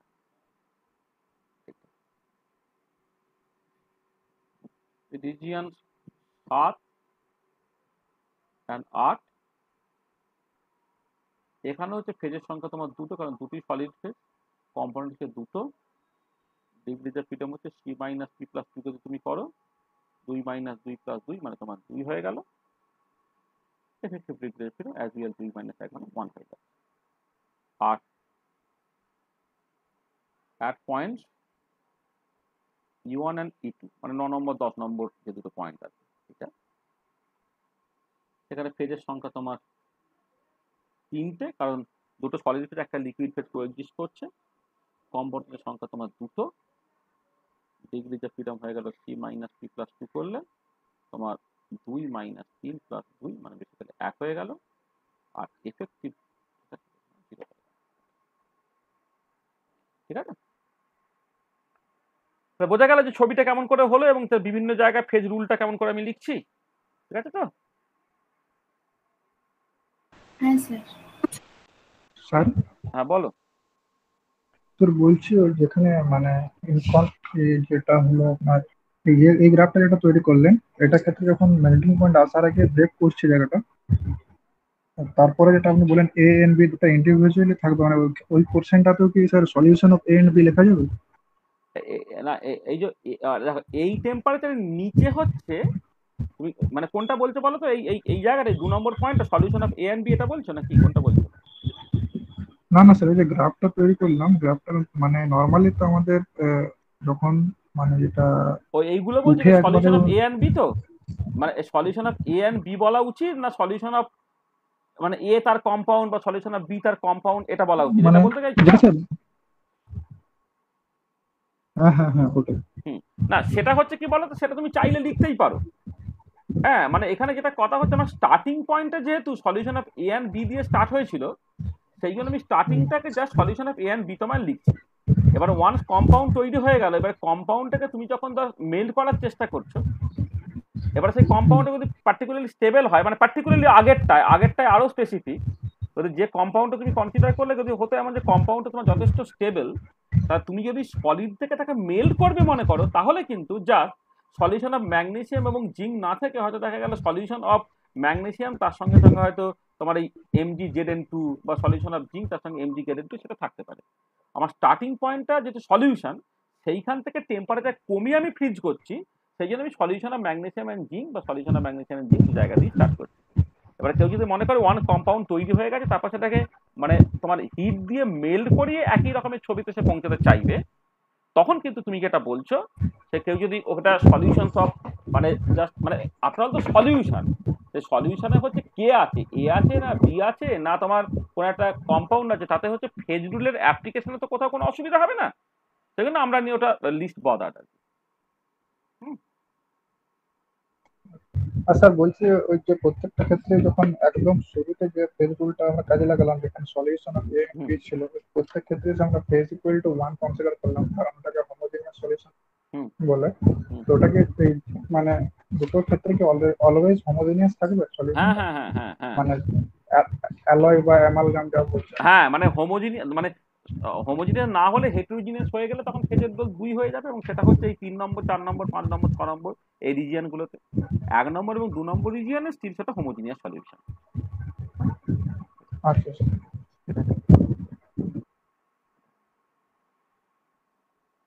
আচ্ছা দেখো, আচ্ছা এই যে পার্টিকুলার কেসে একটা মানে এই যে পার্টিকুলার প্রবলেমটা, এই মানে মানে মানে পার্টিকুলার প্রবলেমটা আমি বলছি মানে তোমার এই মানে ফরমেশন মানে সোডিয়াম ক্লোরাইড জল মিক্সচার, যেটা মানে এই যে এখানে এক্সাম্পল বলছিলাম না, সোডিয়াম ক্লোরাইড জল মিক্সচার মানে নুন জলের মিক্সচার, এইটা একটা ইম্পর্টেন্ট কনসেপ্ট এখান থেকে তোমাকে বুঝে নিতে হবে, সেটা হচ্ছে আইস মিক্সচার। বাংলাতে এটাকে আমি হিমমিশ্র বলতাম। আচ্ছা মানে আইস মিক্সচার যেটা, এটা বেসিক্যালি এ মিক্সচার অফ মানে এ সলিড মিক্সচার বললে ভালো হয়, solid mixture of A salt say sodium chloride and ice that has quite low melting point, যাদের একটা কোয়াইট লো মেল্টিং পয়েন্ট আছে। ব্যাপারটা কিরকম একটুখানি বলি। ধরো তুমি একটা কন্টেনার নিচ্ছ, কন্টেনারে তোমার কি আছে, মানে মানে মানে তোমার স্টার্টিং পয়েন্টটা আর কি, স্টার্টিং পয়েন্টে তোমার কি আছে না, স্টার্টিং পয়েন্টে তুমি যেটা নিয়েছো হচ্ছে যে ধরো মানে স্টার্টিং পয়েন্ট যেটা, স্টার্টিং পয়েন্ট হচ্ছে বেসিক্যালি তোমার একটা ফিজিক্যাল মিক্সচার যেখানে তোমার আইস আছে, লিকুইড ওয়াটার আছে, আর সোডিয়াম ক্লোরাইড আছে। মানে আইস আছে মানে হচ্ছে বেসিক্যালি H2O সলিড ফর্মে আছে, H2 সলিড ফর্মে আছে, কিছুটা জল থেকে যায়, আর সোডিয়াম ক্লোরাইড সলিড ফর্মে আছে। এরকম একটা ফিজিক্যাল মিক্সচার দিয়ে তুমি স্টার্ট করেছো। স্টার্টিং পয়েন্ট হচ্ছে এ মিক্সচার অফ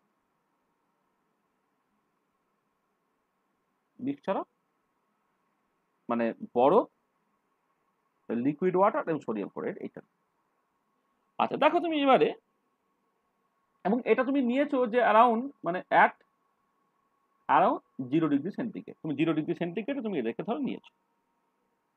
আচ্ছা এবারে কথাটা হচ্ছে যে স্টেপ বাই স্টেপ দেখো, এই যে সোডিয়াম ক্লোরাইডটা সেটা এই যে জলটা সোডিয়াম ক্লোরাইড সলিড অবস্থায় নিয়েছিল বটে, কিন্তু যে কিছুটা লিকুইড ওয়াটার রয়ে গেছে সেইখানে সোডিয়াম ক্লোরাইডটা ডিজলভ করবে। তাহলে sodium chloride solid will be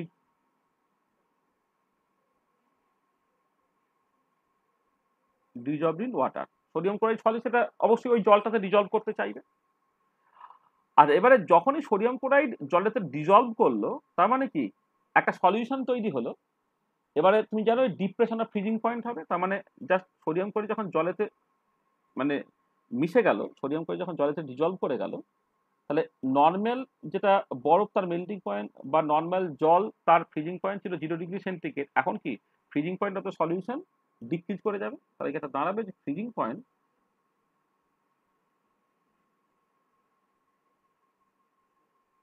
of the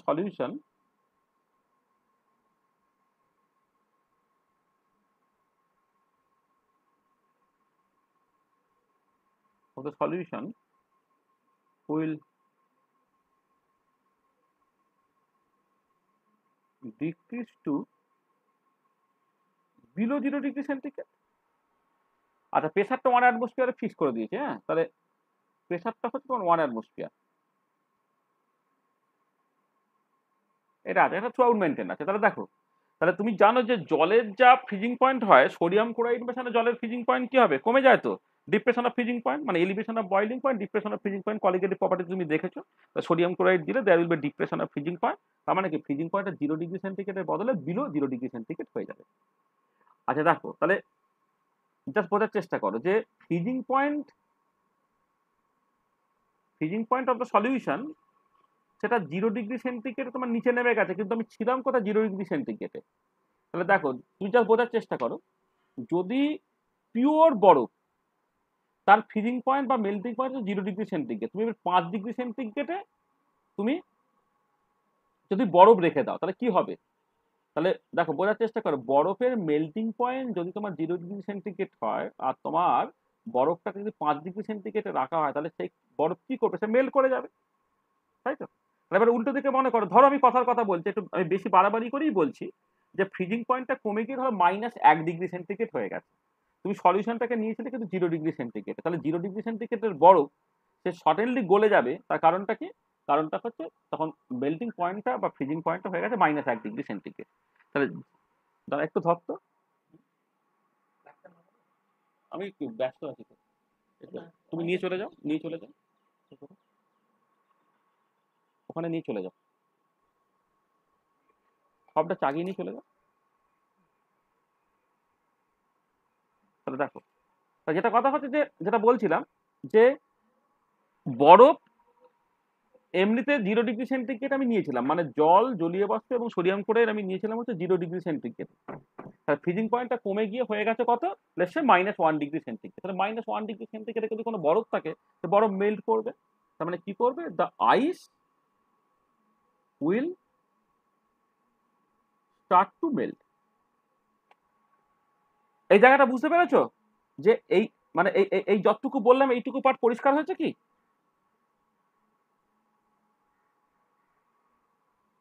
জায়গাটা বুঝলাম না, একবার বলবেন? দেখো আবার বোঝার চেষ্টা করো, আমি সেটাই ভালো করে বোঝাচ্ছি যে তুমি 0°C জল, বরফ আর সোডিয়াম ক্লোরাইডের মিক্সচার তুমি নিয়েছিলে, ঠিক আছে।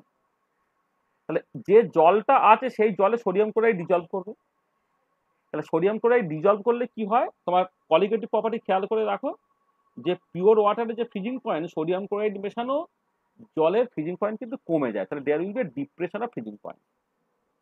তাহলে দেখো, তাহলে বরফটা রেখেছো তুমি 0°C, কিন্তু ফ্রিজিং পয়েন্ট এখন কমে গেছে 0°র নিচে, অর্থাৎ -1°C। বোঝার চেষ্টা করো, বরফটা নিয়েছিল 0°C, কিন্তু এখন ফ্রিজিং পয়েন্ট অফ ওয়াটার বা মেল্টিং পয়েন্ট অফ আইস সেটা হয়ে গেছে -1°C। তাহলে -1°C যদি আমার ফ্রিজিং পয়েন্ট হয়, তাহলে 0°C বরফ সে তো গলবে না, গলবে না? হ্যাঁ, গলবে। আমি সেটাই লিখেছি। দেখো, the sodium chloride will be dissolved in water, freezing point of the solution will decrease to below 0°C, and ice will start to melt। আমি আর কিছু বলিনি, ঠিক আছে? বোঝা গেল? হ্যাঁ স্যার। আজ এবারে বোঝার চেষ্টা করো, যে যদি তোমার আইস যদি মেল্ট করে, তাহলে তার মানে মেল্টিং এর জন্য মানে 1 গ্রাম বরফকে জলে কনভার্ট করতে গেলে 80 ক্যালোরি হিট লাগে, তো লেটেন্ট হিট। তাহলে আইস যখন মেল্ট করবে, ইট রিকোয়ার সাম হিট, যে হিটটাকে আমার লেটেন্ট হিট বলা হয়। তাহলে when ice melts, it requires some heat, যেটাকে বলছি লেটেন্ট হিট। যখন বরফটা তোমার গলবে, তখন কি হবে, যে বরফের গলনের একটা লিনতাপ আছে, মানে 1 গ্রাম বরফকে জলে কনভার্ট করার জন্য 80 ক্যালোরি তোমার হিট লাগবে। এবার সেই হিটটা সে পাবে কোথায়? ওই যে সারাউন্ডিং যে মিক্সচার আছে সেখান থেকেই থেকে নিতে হবে। তাহলে when ice melts, it requires some heat, যেটা লেটেন্ট হিট, আর it will take this heat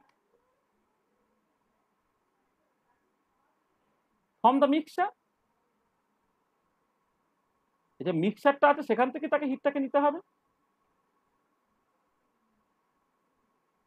ঠিক আছে? এবং তার জন্য কি হবে, তোমার temperature of the mixture decreases. তাহলে বোঝার চেষ্টা করো, তাহলে দেখো যে একটুখানি জল ছিল সেখানে সোডিয়াম ক্লোরাইড ডিজলভ করলো, সোডিয়াম ক্লোরাইড ডিজলভ করলো বলে হচ্ছে ফ্রিজিং পয়েন্টটা কমে গেল। আর যখন ফ্রিজিং পয়েন্টটা কমে গেল, তখন এই 0°C বরফটা সে গলতে আরম্ভ করলো। এবার বরফটা যখন গলছে, সে আবার গলনের জন্য একটা লেটেন্ট হিট তার লাগবে, সেটা লেটেন্ট হিটটা কি করছে, ওই মিক্সচার থেকে সে নিচ্ছে। তাহলে আলটিমেটলি কি হলো, মিক্সচারের টেম্পারেচারটা কমে গেল। বোঝাতে পারলাম জিনিসটা?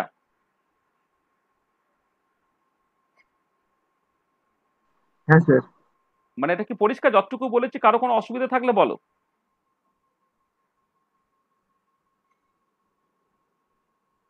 ঠিক আছে তো? মানে কারো দেখো মানে কোনো অ্যাম্বিগুইটি নাই তো? মানে বরফ যে গলবে যখন, তার একটা হিট লাগবে, তুমি বুঝতে পারছো তো? বরফ তার এমনি এমনি গলবে না। তার 0°C বরফ আর 0°C জলের মধ্যে তফাৎটা কি? 0°C বরফের তুলনায় 0°C জলে কিন্তু 80 ক্যালোরি পার গ্রাম হিট কন্টেন্ট বেশি আছে, তাই না? এটা তোমায় বুঝতে হবে। হ্যাঁ, মানে 1 গ্রাম বরফকে জলে তুমি যদি 1 গ্রাম ধরো জল আর 1 গ্রাম জলীয় বাষ্প তুমি কনসিডার করো, হ্যাঁ, সবটাই 100°C, দুজনে কি হিট কন্টেন্ট একই? তা তো নয়। কারণ 1 গ্রাম জলকে জলীয় বাষ্পে কনভার্ট করার জন্য 540 ক্যালোরি হিট দিতে হয়। ঠিক একই রকম করে 1 গ্রাম বরফকে জলে কনভার্ট করার জন্য 80 ক্যালোরি হিট দিতে হয়। এবার কথাটা হচ্ছে, যখন কিছুটা বরফ গললো, কারণ বরফের মানে এখন ফ্রিজিং পয়েন্টটা ফ্রিজিং পয়েন্টটা হয়তো -1°C, আর বরফটা ছিল হচ্ছে 0°C, তাহলে সাডেনলি সে গলবে। কিন্তু যখন সে গলছে, গলার সময় কিন্তু তার একটা লেটেন্ট হিট লাগছে, এবং সেই লেটেন্ট হিটটা সে কোথা থেকে নেবে? এই যে পুরো সব মিক্সচারটা নিয়েছিল, সেই মিক্সচার থেকেই নেবে, এবং কনসিকুয়েন্টলি কি হবে, মিক্সচারের টেম্পারেচারটা কমে যাবে। তাহলে বোঝা গেল কেন আইস মিক্সচারের টেম্পারেচারটা তোমার কমে যাচ্ছে। ঠিক আছে তো? কোনো অসুবিধা নেই তো? বুঝতে পেরেছি। আচ্ছা, এবারে আবার দেখো, এই যে আইস যখন মেল্ট করলো, তার মানে কি, আইস মেল্ট করে কি হবে, আরো বেশি জল তৈরি হবে, মোর ওয়াটার উইল বি ফর্ম। মানে বরফটা, এই যে আমি কিছুটা তো জল লিকুইড দিয়ে স্টার্ট করেছিলাম, তাহলে মোর ওয়াটার মানে মোর ওয়াটার ইন দ্য সেন্স, আমি বলছি মোর লিকুইড ওয়াটার আর কি।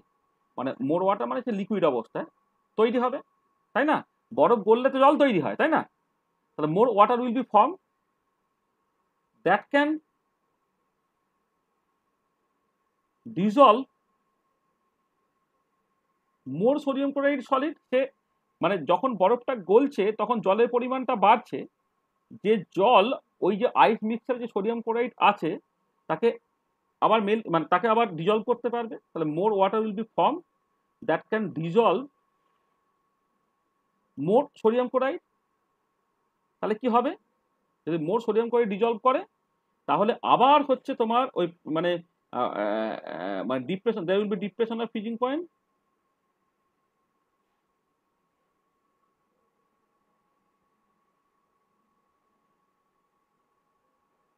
তাহলে আবার ডিপ্রেশন অফ ফ্রিজিং পয়েন্ট হলো।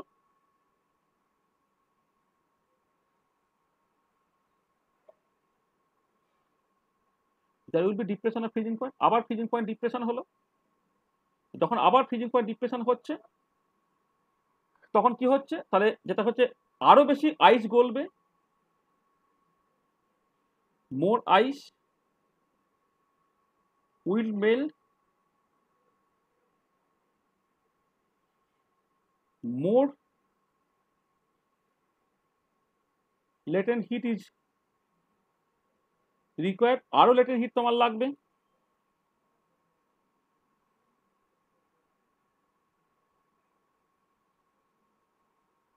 আরো আরো বরফ গলবে, আরো আরো লেটেন্ট হিট লাগবে। Temperature will further decrease, temperature আরো ডিক্রিজ করবে। বুঝতে পারলে? তার মানে এই যখনই কিছুটা বরফ তোমার ধরো গললো, জলের পরিমাণ বেড়ে গেল, যে জল আরো সোডিয়াম ক্লোরাইডকে ডিজলভ করতে পারবে, আর যখন সোডিয়াম ক্লোরাইডকে ডিজলভ করে আরো ডিপ্রেশনের ফ্রিজিং পয়েন্ট হবে, তখন কি হবে, আরো তোমার আইস মানে মেল্ট করবে। যখন আইস মেল্ট করবে তখন তার মেল্টিং এর জন্য একটা লেটেন্ট হিট লাগবে, সে আরো বেশি লেটেন্ট হিট নেবে, আরো বেশি লেটেন্ট হিট নেবে মানে হচ্ছে temperature will further decrease, temperature আরো কমবে। এবং এটা কন্টিনিউ হবে কতদূর পর্যন্ত, মানে এটা বেসিক্যালি কন্টিনিউ হবে যতক্ষণ না পর্যন্ত তোমার বেসিক্যালি সবাই মানে সবাই একসাথে ফ্রিজ করে যাচ্ছে, মানে দিস উইল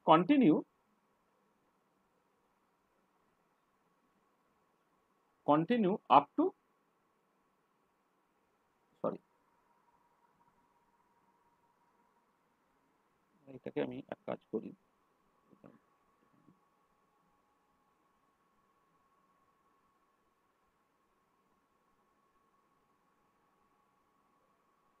কতদূর চলবে,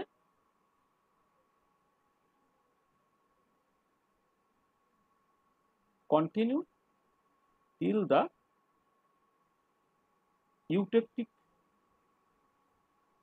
পয়েন্ট ইজ রিচ। যতক্ষণ না পর্যন্ত ইউটেকটিক পয়েন্ট রিচ করছে ততক্ষণ পর্যন্ত এই প্রসেসটা চলবে। কারণ ইউটেকটিক পয়েন্ট রিচ করে যাওয়ার পরে কি হয়, একটা কনস্ট্যান্ট ফ্রিজিং মিক্সচার তৈরি হয়।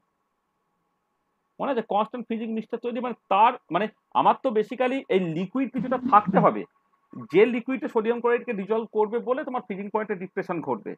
এবারে একটা সার্টেন টেম্পারেচারের পরে কি হয়, মানে প্রত্যেক ক্ষেত্রে তুমি দেখেছো মানে ইউটেকটিক পয়েন্টটা কি, বেসিক্যালি একটা পার্টিকুলার টেম্পারেচার, যে টেম্পারেচার নিচে গেলে মানে এটাকে TE1 বলি, এটাকে TE2 বলি, মানে একটা পার্টিকুলার টেম্পারেচার, যে টেম্পারেচারের নিচে গেলে তোমার আর কোনো লিকুইড ফেজ তুমি পাবে না, পুরোটাই হচ্ছে তোমার সলিড ফেজ, তাই তো?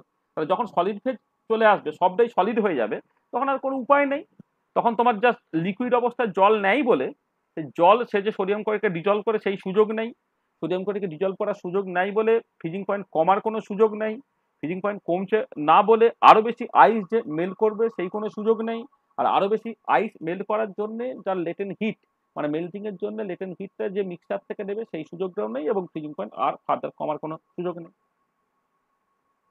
বুঝতে পারলে? তাহলে আইস মিক্সচারের প্রিন্সিপালটা কি সুন্দর একটা প্রিন্সিপাল, তুমি জাস্ট ভাবো ভগবান তৈরি করে রেখেছে যে তোমার এমনি টেম্পারেচার কমানোর জন্য তোমাকে কি হয়, ওই একটা মানে কারেন্ট পুড়িয়ে টুড়িয়ে হেনা টানা করে তোমাকে হিটটাকে এক্সট্রাক্ট করে ফেলতে হয়, হিটটাকে জাস্ট বের করে ফেলতে হয়।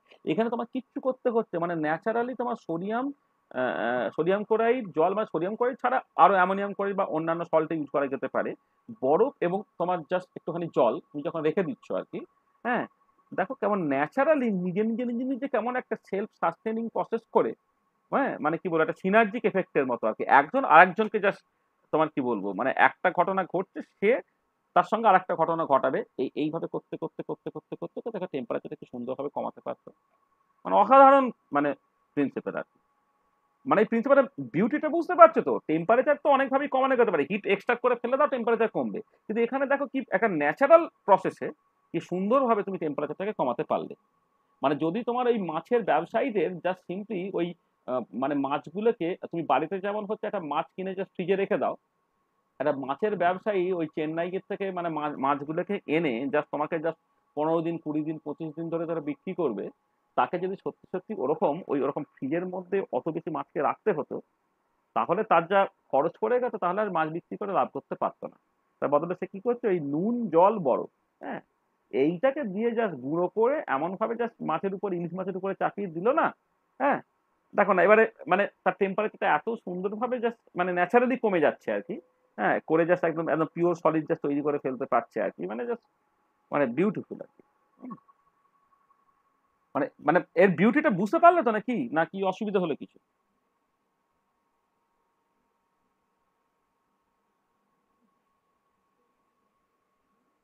ঠিক আছে। হ্যাঁ স্যার। হ্যাঁ স্যার। ধরো তুমি যদি সোডিয়াম ক্লোরাইড আইস মিক্সচার নাও, তার ক্ষেত্রে যে তোমার মানে যতক্ষণ মানে যত মানে মানে তুমি টেম্পারেচারটা যতটা মানে মোটামুটি পৌঁছাতে পারো, সেটা হচ্ছে -21°C মতো। এছাড়া ছাড়াও তুমি ধরো এই অ্যামোনিয়াম ক্লোরাইড আইস যদি নিতে,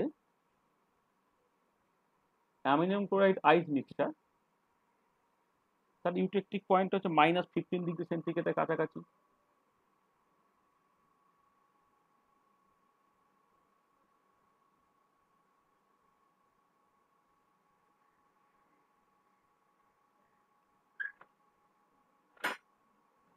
-15°C কাছাকাছি। তারপরে তোমার ধরো অ্যামোনিয়াম নাইট্রেট আইস যদি হতো, হ্যাঁ সেটা হচ্ছে তোমার -17°C মতো, এটা। তারপর ধরো সোডিয়াম নাইট্রেট আইস যদি হতো,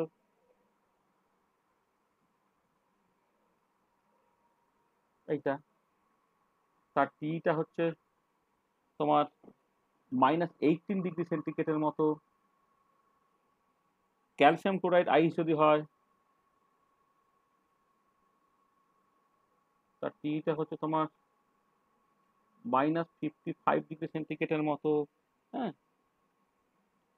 আচ্ছা, এছাড়া তোমার ধরো অ্যালকোহল তার সঙ্গে মানে মানে সলিড মানে না নিয়ে তোমার জল না নিয়ে, সলিড বরফ মানে সলিড জল মানে বরফ আর কি, বরফ না নিয়ে তুমি যদি অ্যালকোহল আর তার সঙ্গে সলিড কার্বন ডাইঅক্সাইড ব্যবহার করতে, সেইটা যে করসপন্ডিং ফিলিং পয়েন্ট তুমি আপ টু -72°C পর্যন্ত পৌঁছাতে পারো এক্সেট্রা। ঠিক আছে, বোঝা গেল? সোডিয়াম ক্লোরাইডটা খুব পপুলার, খুব কমন বলে, হ্যাঁ তার কোনো পয়জনাস এফেক্ট নাই বলে সোডিয়াম ক্লোরাইড মূলত ইউজ করা হয়। মানে দেখবে যখন ওই মানে সেই রাস্তার ধারে ধরো কোনো রেস্টুরেন্ট আছে, ঠিক আছে, তারা তো বেশ চিকেন টিকেন এসব বানায়, এবার তারা জানে যে এক একদিনে এতটা বিক্রি হতে পারে, দেখা গেল হঠাৎ করে ঝড় বৃষ্টি হয়ে গিয়ে পুরো ভিড়ভাড়টা এমন কমে গেল, তার তো তার আগে সবকিছু বানানো হয়ে গেছে, হ্যাঁ পুরো খাবার দাবার নষ্ট হয়ে যাওয়ার উপক্রম, কিন্তু তারা কেউ খাবার নষ্ট করে না, তারা কি করে, তুমি বাড়িতে হলে কি করতে, যে রান্না খাবারটা তৈরি করেছো, যদি এমন হয় যে তোমার যতখানি খাবার রান্না করে ফেলেছো সেইটা সেই মুহূর্তে তুমি খেতে পারলে না, তোমরা ফ্রিজে রেখে দাও। এবারে রাস্তার হোটেলে এত বেশি রান্না বান্না করে ওরা আর কি, হঠাৎ করে হয়তো 1000 লোক প্রত্যেকদিন খায়, অনেক রান্না বান্না, হ্যাঁ এবারে হঠাৎ করে তোমার এরকম বৃষ্টি ফিষ্টি ইত্যাদি ইত্যাদি হয়ে গেছে, বা কোনো কারণে হয়তো অবরোধ বা কিছু একটা হয়ে গেছে, ভিড়ভাড়টা কমে গেছে, তাতে পুরো খাবারটা হচ্ছে নষ্ট হয়ে যাওয়ার উপক্রম আর কি। তারা কি করে, ওই খাবারটাকে সে রাখবে, এবারে মানে ওই তোমার ফ্রিজে সে রাখতেই পারতো, কিন্তু যেটা কথা যে ওই অত খাবার, অত বড় ফ্রিজ, সেটাকে মেনটেন করা, এগুলো না মানে সবসময় রাস্তার দোকান পক্ষে সম্ভব হয় না। তারা কি করে ওটাকে ওই ফ্রিজিং মিক্সচারের মধ্যে বা আইস মিক্সচারের মধ্যে রাখে। হ্যাঁ, মানে ওটাকে পলিথিনে ভালো করে মিলে মানে মুড়ে তার উপরে হচ্ছে এই বরফ, নুন আর তোমার ওটা মানে নুন তো মিশে গেলে অসুবিধে, ওটা বেসিক্যালি এর মধ্যে করে মানে একটা পলিথিনের মধ্যে ভালো করে মুড়ে, হ্যাঁ, তার উপরে ওই তোমার ওই আইস মিক্সচার যেমন করে কাঁচা মাছ রাখে আর কি সেইরকম ভাবে জিনিসটাকে রেখে দেয় আর কি। এবং তারা বেসিক্যালি দেখবে সোডিয়াম নাইট্রেট ইউজ করে, মানে সোডিয়াম ক্লোরাইড ইউজ না করে যে সোডিয়াম নাইট্রেট ইউজ করে, তাতে নাকি বলে যে তাতে তোমার ওই মানে একদম তাজা ব্যাপারটা থাকে। তাজা ব্যাপারটা মানে যে মানে ফ্রিজে রাখলে দেখবে প্রথম দিন রান্না করার পরে তোমার মানে ফ্রিজে রেখে পরের দিন আবার খেতে ঠিক আগের স্বাদটা পাওয়া যায় না। আর হোটেলে যদি ঠিক আগের ফ্রেশ ওরকম স্বাদটা না পাওয়া যায় তাহলে তো হোটেলের রেপুটেশন খারাপ হয়ে যাবে। ওরা ওই সোডিয়াম নাইট্রেট আর আইস মিক্সচারের মধ্যে রাখে যাতে করে হচ্ছে নাকি অরিজিনাল টেস্টটা জাস্ট প্রিজার্ভ থাকে। ঠিক আছে? Hello, sir. হ্যাঁ বলো।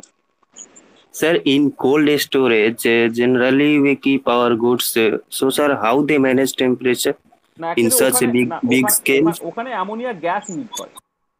হ্যাঁ, ওখানে যেটা করে ওখানে যে অ্যামোনিয়া গ্যাস ইউজ করে, অ্যামোনিয়া গ্যাস ভোলাটাইল হয়ে যাওয়ার জন্য হচ্ছে সে ঘরটাকে জাস্ট তোমার রাখে। মানে এটা এই আইস মিক্সচার বা ইত্যাদি করা হয় না, ওখানে হচ্ছে বেসিক্যালি একটা মোর ভোলাটাইল একটা গ্যাস অ্যামোনিয়া গ্যাস ইউজুয়ালি আর কি। আর ফ্রিয়ন গ্যাস ইউজ করে, কেউ কেউ ফ্রিয়ন গ্যাস ইউজ করে, কেউ কেউ অ্যামোনিয়া গ্যাস ইউজ করে। হ্যাঁ, করে হচ্ছে তোমার ওই কোল্ড স্টোরটাকে ঠান্ডা রাখে। বুঝেছো? Okay, sir. হলো, বোঝা গেল এটা? আচ্ছা আচ্ছা, এবারে আমরা জাস্ট তোমার নেক্সট যে টাইপটা আমি বলবো, দেখো এগুলো মানে মানে এর বাইরে আর পরীক্ষায় খুব বেশি পড়েনি, তবে আমি দু একটা জিনিস জাস্ট তোমাকে একটুখানি বলে নিচ্ছি, সেটা একটুখানি মনে রাখবে। সেটা হচ্ছে যে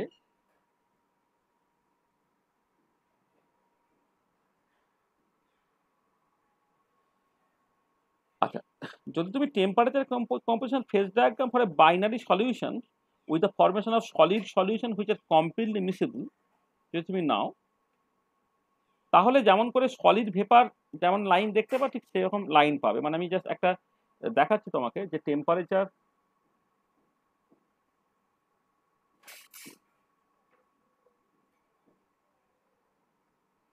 composition phase diagram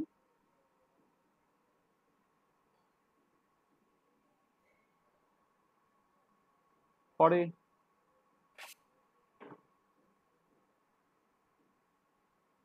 binary solution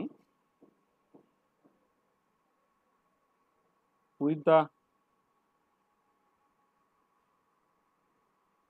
formation of solid solution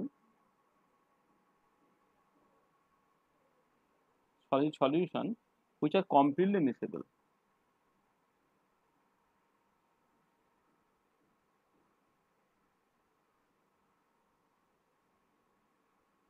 মানে আগে যে আলোচনাগুলো আমরা করেছি প্রত্যেক ক্ষেত্রে এটা হয়েছে যে তোমার ওই মানে এ আর বি এর মিক্সচার থেকে যখন তুমি সলিডিফাই করার চেষ্টা করছো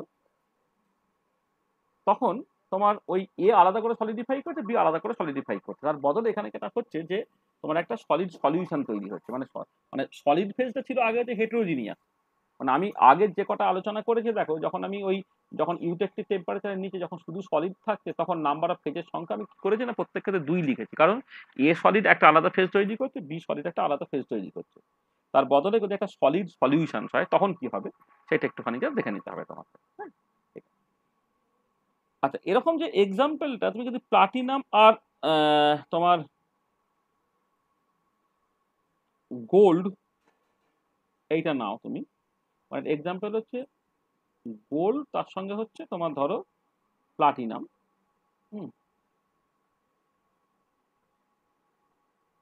এইটা একটা সলিড সলিউশন তৈরি করতে পারে। এছাড়া আরো অনেকে আছে,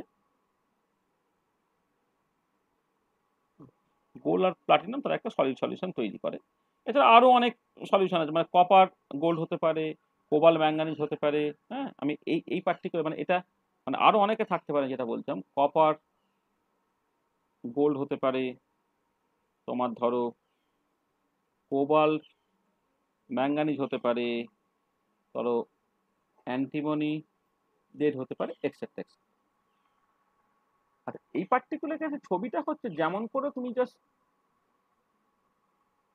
লিকুইড ভেপার ইকুইলিব্রিয়াম হলে যেমন হতো ঠিক সেরকম আর কি, মানে বাইনারি সলিউশনে যেমন হয় আর কি, মানে একদম এটা বাইনারি সলিউশনে যেমন হয় না, সেখানে হচ্ছে লিকুইডটাও বাইনারি আর ভেপারটাও তোমার বাইনারি যেমন হতো ঠিক এখানে একই রকমের ছবি। এই ধরো এদিকে আমি মানে টেম্পারেচার প্লট করলাম, এদিকে কম্পোজিশন প্লট করছি। ধরে নাও এদিকে পিওর গোল্ড আছে, এদিকে ধরো তোমার পিওর প্লাটিনাম আছে। আচ্ছা পিওর গোল্ড যেটা, তার যে করসপন্ডিং এটা মানে ফ্রিজিং পয়েন্টটা,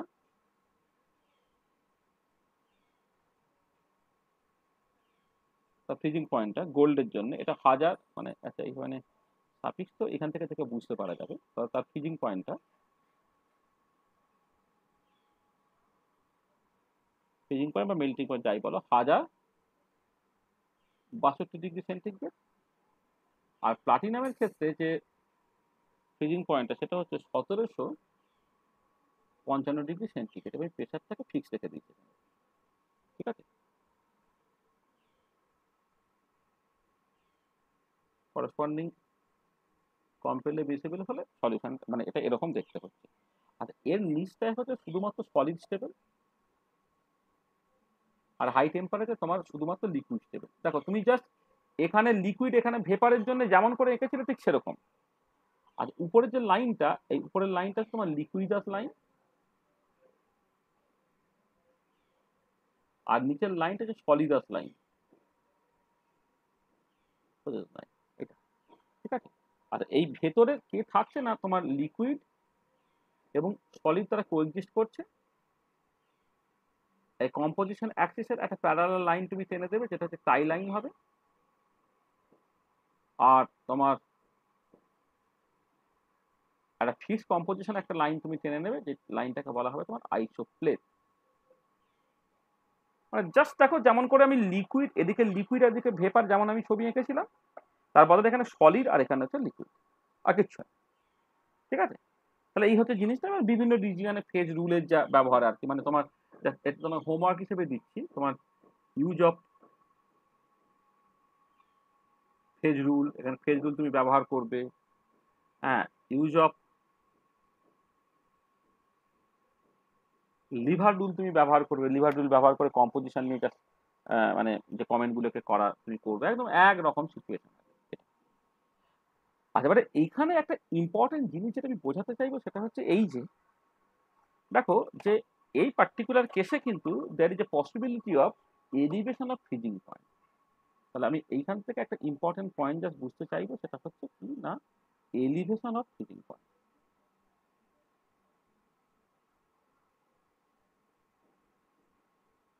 আচ্ছা কোয়ালিটেটিভলি জিনিসটা প্রথমে বলে দিই, কোয়ান্টিটেটিভলি জিনিসটা তোমাকে হোমওয়ার্ক হিসেবে দেবো, কারণ আমরা ডিপ্রেশন অফ ফ্রিজিং পয়েন্ট তো করেছি। হ্যাঁ, ঠিক একই রকম ভাবে এলিভেশন অফ ফ্রিজিং পয়েন্ট তুমি কেমন করে করবে। দেখো কোয়ালিটেটিভ প্রপার্টিতে তোমার elevation of boiling point, depression of freezing point হয়, তাহলে এটা জাস্ট বোঝার চেষ্টা করো। তাহলে প্রথমে একটা কথা হচ্ছে যে মানে মানে আচ্ছা যদি এমন হয় যে when a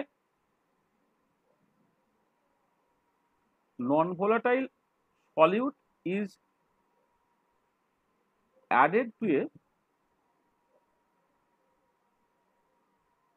volatile solvent, non-volatile solute is added to a volatile solvent,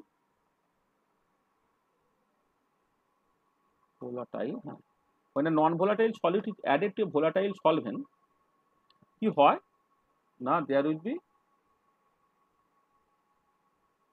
এক হচ্ছে ডিপ্রেশন অফ ফ্রিজিং পয়েন্ট হয়, ফ্রিজিং পয়েন্ট হয়, আর 2 নম্বর হচ্ছে তোমার এলিভেশন অফ বয়লিং পয়েন্ট হয়। এবং এইগুলো তোমার কোয়ালিটেটিভ প্রপার্টিজ নিয়ে যখন তুমি আলোচনা করছো তখন তুমি দেখেছো। আচ্ছা এবারে এলিভেশন অফ বয়লিং পয়েন্ট এবং ডিপ্রেশন অফ ফ্রিজিং পয়েন্ট কেন হয় তোমার মনে আছে? আচ্ছা জাস্ট খেয়াল করো যে কেন হয় এটা।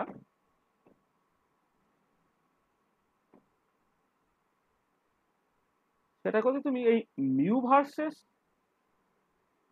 টি ফেজ ডায়াগ্রাম দেখতে, তাহলে কি হয়েছিল না, এই সলিড ছিল, এই লিকুইড ছিল, এই ভেপার ছিল, এটা সলিড, এটা লিকুইড, এটা হচ্ছে ভেপার। এবারে কি ছিল না, সলিউশনের ক্ষেত্রে এটা হয়ে গিয়েছিল যে সলিডটা পিওরই রইলো, ভেপারটা পিওরই রইলো, শুধু এইটা হয়ে গেল তোমার সলিউশন, যেখানে ভেপার প্রেশারটা কি হয়েছিল মানে যেখানে কি হয়েছিল কেমিক্যাল পোটেনশিয়াল তোমার কমে গিয়েছিল এটা। তাহলে এখানে কি হয়েছিল দেখো, শুধু লিকুইডটা হয়ে গেছে তোমার এখন সলিউশন এইটা। এবং তার জন্য কি হলো দেখো, যে এখন তোমার মানে সলিডটা কিন্তু পিওর ছিল, পিওরই রইল, লিকুইডটা প্রথমে পিওর ছিল, সলিডটা সে পিওর ফর্মই থাকছে। আর যদি নন ভোলাটাইল সলিড তুমি অ্যাড করেছো তাহলে ভেপারটা তোমার পিওর ফর্মে থাকছে, তাদের কেমিক্যাল পোটেনশিয়ালে কোনো চেঞ্জ হচ্ছে না। তাহলে এই ফ্রিজিং পয়েন্টটা এখন নতুন, এটা হলো বয়লিং পয়েন্টটা নতুন তোমার এটা হলো, কিন্তু আগে কি ছিল, আগে যেটা ছিল এইখানে ছিল তোমার freezing point,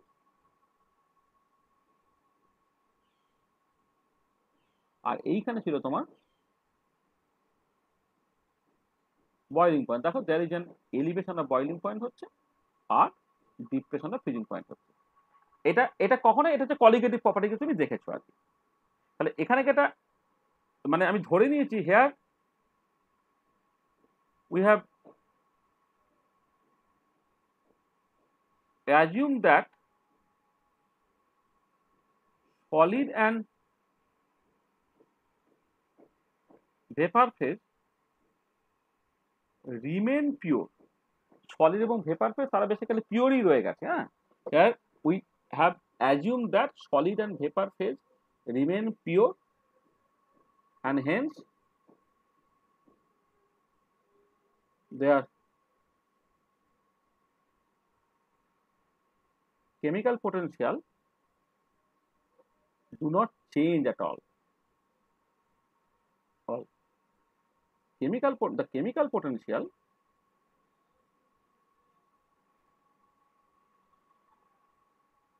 of the liquid phase only the chemical potential of liquid phase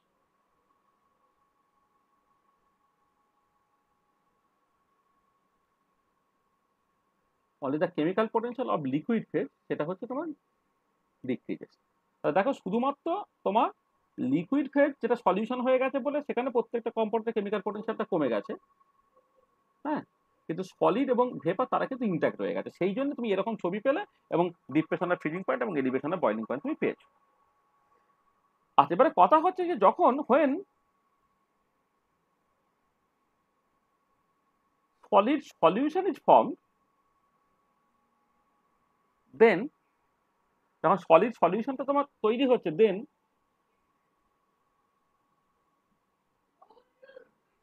chemical potential of solid phase also decreases। মানে শুধুমাত্র লিকুইড ফেজেরই কেমিক্যাল পোটেনশিয়ালটা কমছে তা না, এখন সলিড ফেজের কেমিক্যাল পোটেনশিয়ালটা কমবে। কারণ তুমি জানো যে পিওর অবস্থায় কেমিক্যাল পোটেনশিয়াল যা হয় একটা মিক্সার বা সলিউশনে কিন্তু প্রত্যেকটা কম্পাউন্ডের কেমিক্যাল পোটেনশিয়াল কমে যায়, এটা তোমার জানাই আছে। মানে আইডিয়াল সলিউশন হয়তো কমে যায়, নন আইডিয়াল সলিউশনের ক্ষেত্রে ইউজুয়ালি কমে যায়, ঠিক আছে। when solid solution is formed then chemical potential of solid phase also decreases, মানে লিকুইডও কমবে আর তোমার সলিডও কমবে। এবার ধরো এমন হতেই পারে late chemical potential in the solid phase decreases in much extent than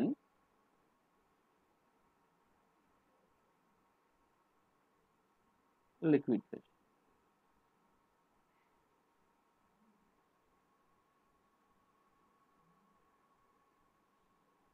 So let chemical potential in the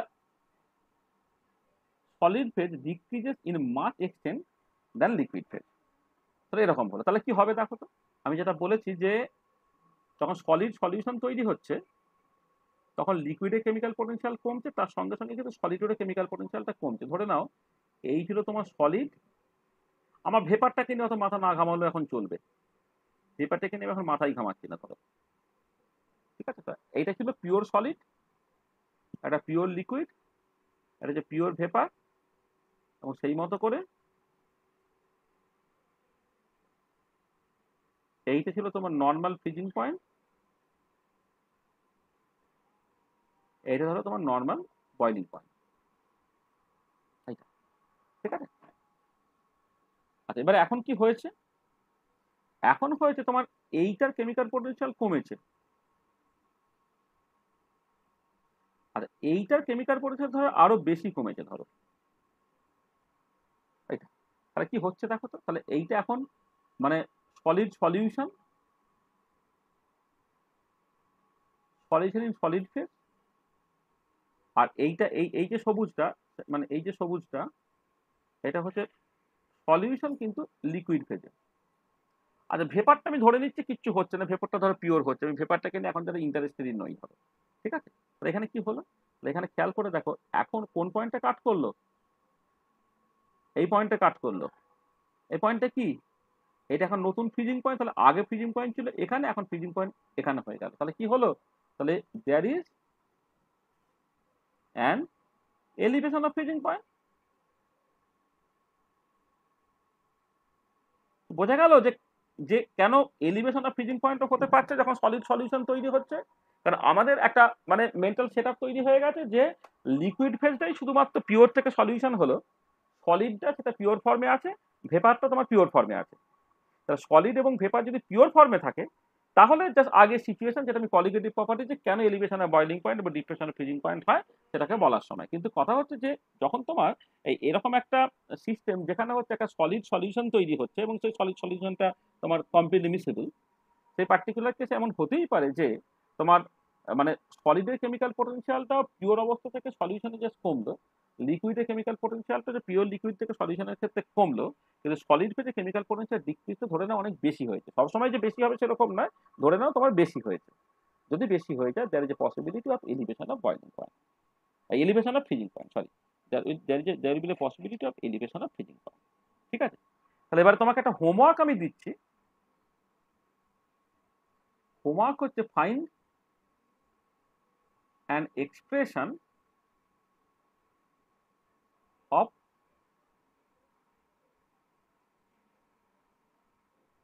elevation of freezing point for a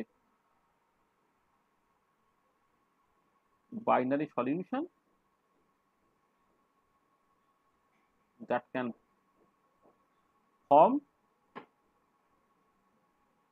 solid solution which is completely miscible.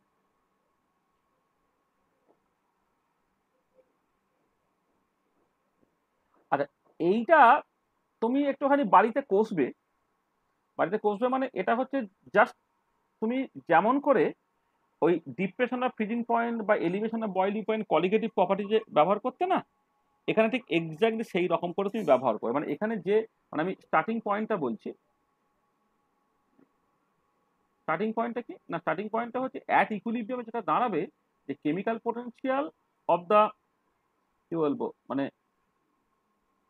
Chemical potential solid phase this should be called chemical potential in the liquid. আমি মাথা start দিইনি বলে আমি pure এটা বলছি না, ঠিক আছে।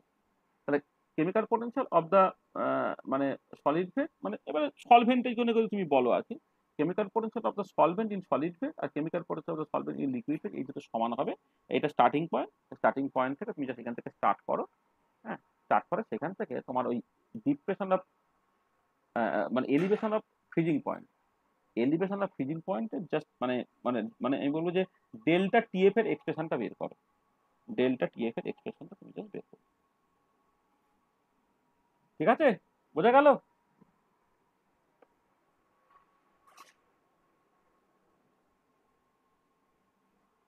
ঠিক আছে, তো এটা একটা হোমওয়ার্ক দিলাম। আচ্ছা, আর দু একটা টার্ম তোমায় বলছি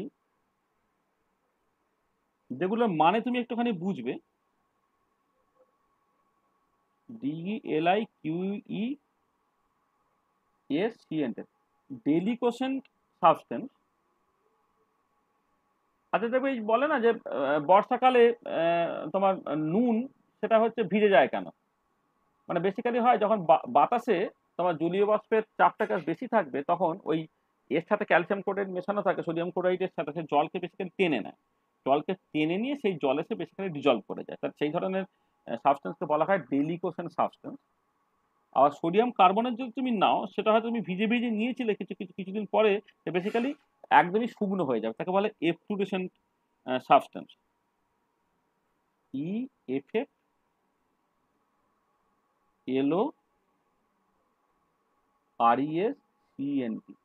এফ্লুরেসেন্ট সাবস্টেন্স। মানে ডেলিকোশন সাবস্টেন্স বেসিক্যালি জল টেনে নিয়ে ভিজে যাবে, আর এফ্লুরেসেন্ট সাবস্টেন্স সেটা জল ছেড়ে দেবে। মানে বেসিক্যালি যেটা হয় যে এফ্লুরেসেন্ট সাবস্টেন্সের ক্ষেত্রে সলিড অবস্থায় ভেপার প্রেসার আর জলীয় বাষ্পের প্রেসার যদি তুমি কম্পেয়ার করো, জলীয় বাষ্পের প্রেসারটা বেশি, তার নিজের ভেপার প্রেসার তুলনায় এখানে জল টেনে নিচ্ছে। আর এফ্লুরেসেন্ট সাবস্টেন্সের ক্ষেত্রে তার ভেপার প্রেসারটা বেশি হবে দেন জল, সেখানে সে বেসিক্যালি জলটাকে ছেড়ে দিচ্ছে আর কি। এই দুটো টার্ম, এর জাস্ট মানে এক্সপ্লেনেশন, এইগুলো একটুখানি তুমি জাস্ট একটুখানি বুঝবে এইগুলো।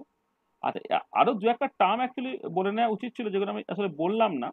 যেমন ধরো ইউটেকটিক পয়েন্ট নিয়ে যখন তুমি কথাবার্তা বলছো, যদি এমন হয় যে one of the components basically জল, হ্যাঁ, তখন সেই ধরনের সাবস্টেন্সকে বলা হয় তোমার ক্রায়োহাইড্রিক পয়েন্ট বলা হয় আর কি। হ্যাঁ, মানে আমি তো জাস্ট যখন মানে যে কোনো দুটো সাবস্টেন্স, তার জন্য আমি বিভিন্ন রকম ইউটেকটিক সিস্টেম নিয়ে কথাবার্তা বললাম, যদি এমন হতো যে one of the components basically তোমার জল আর, হ্যাঁ, তখন তার একটা অন্য নাম হয়ে গেল আর কি। সেগুলো জাস্ট ক্রায়োহাইড্রিক পয়েন্ট আর কি এরকম বলা হয়। মানে এই যে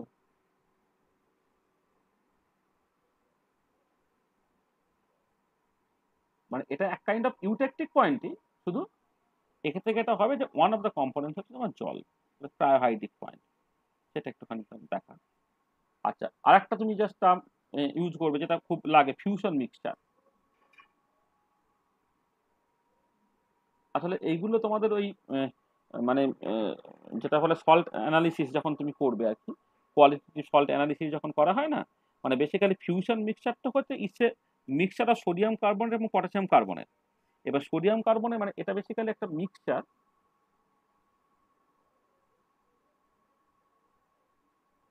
sodium carbonate and potassium carbonate, এবং সেটা 1:2 mixture, 1:1 mixture of sodium carbonate potassium. আচ্ছা, এটা কি ব্যাপারটা কি, যে যখন তুমি মেল করাবে না, জাস্ট যদি তুমি মানে ফ্রিজিং পয়েন্ট ফর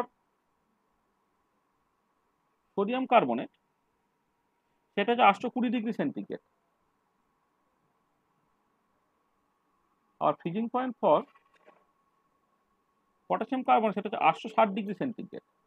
তাহলে এবারে এদেরকে যখন তুমি কাজ করো, এইগুলোকে দিয়ে যখন কাউকে রিডাকশন করাতে চাইবে, এগুলো রিডিউসিং এজেন্ট আর কি, যখন তুমি রিডাকশন করাতে চাইবে, মানে মানে যে ফিউশনটা যখন করতে চাইবে আর কি, মানে মানে মানে রিডিউসিং এজেন্ট বললে ভুল হবে, মানে যেটা হচ্ছে কোন একটা সল্টটা তুমি কার্বনেট বানাতে চাইছো, হ্যাঁ, এটাকে বানানোর জন্য তোমাকে কি করতে হয়, এইগুলোকে প্রথমে ফিউজ করতে হয়। এবারে এরা যদি আলাদা আলাদা করে নিত, তাহলে ফ্রিজিং পয়েন্ট এখান থেকে 820 ডিগ্রি এবং 860 ডিগ্রি, কিন্তু freezing point of fusion mixture যখন তুমি করে দিচ্ছ, হ্যাঁ, যখন তুমি করে নিচ্ছ, সেইটা হয়ে যাচ্ছে, তার মেল্টিং পয়েন্টটা হচ্ছে তোমার 690 ডিগ্রি সেন্টিগ্রেড। এটা 690 ডিগ্রি সেন্টিগ্রেড। তার মানে দেখো, জাস্ট তাদেরকে আলাদা আলাদা করে নেওয়ার বদলে যদি একসাথে নাও তুমি, একসাথে নিয়ে যদি তুমি গরম করো, হ্যাঁ, তাহলে কিন্তু তোমার এই ল্যাবরেটরিতে এটা ভীষণ কাজে লাগে আর কি। হ্যাঁ, তখন তার ফ্রিজিং পয়েন্টটা কমে গেলে, তার মানে কম হিট দিয়ে তুমি তাকে মেল করতে পারছো, সেখানে ফ্রিজিং মিক্সচার যেটা, সেইটা সম্বন্ধে 2-4টে কথাবার্তা, এগুলো পরীক্ষায় হয়তো আমাদের রেয়ার কখনো কখনো জাস্ট দিয়ে দিয়েছে আর কি। হ্যাঁ, সেগুলো একটুখানি দেখে নেবে। আর একটা পেরিটেকটিক চেঞ্জ বা মেরিটেকটিক চেঞ্জ বলে একটা কথা আছে, সেটা একটুখানি দেখে নেবে খুঁজে টুজে। পেরিটেকটিক চেঞ্জ অথবা কোনো সময় বলা হয়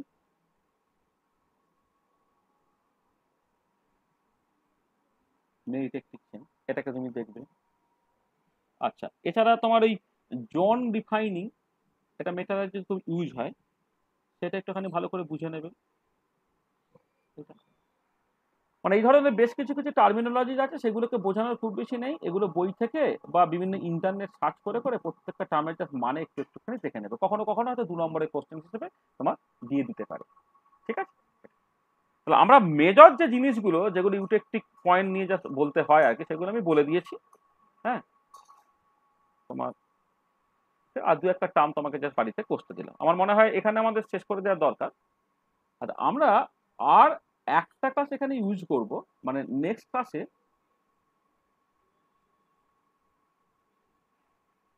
নেক্সট লেকচারে আমি জাস্ট প্রথমে যেটা করবো সেটা হচ্ছে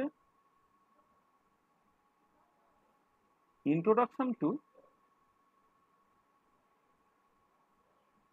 থ্রি কম্পোনেন্ট ফেজ ডায়াগ্রাম। আমি just two component phase diagram পর্যন্ত করেছি, তাহলে থ্রি কম্পোনেন্ট ফেজ ডায়াগ্রাম, হ্যাঁ, সেইটাকে জাস্ট একটুখানি ইন্ট্রোডিউস করতে হবে। সেটা ওই নতুন সিলেবাসে কাদের একটুখানি জাস্ট ঢোকানো আছে, সেটা একটুখানি বলে দেওয়া। আচ্ছা, আর দুটো জিনিস আমার বাকি রয়ে গেছে, সেটা মনে করে দিও পরের দিন। হেনরিজ ল, এইটা একটুখানি জাস্ট আলোচনা করার দরকার আছে। আর ইমমিসিবল লিকুইড,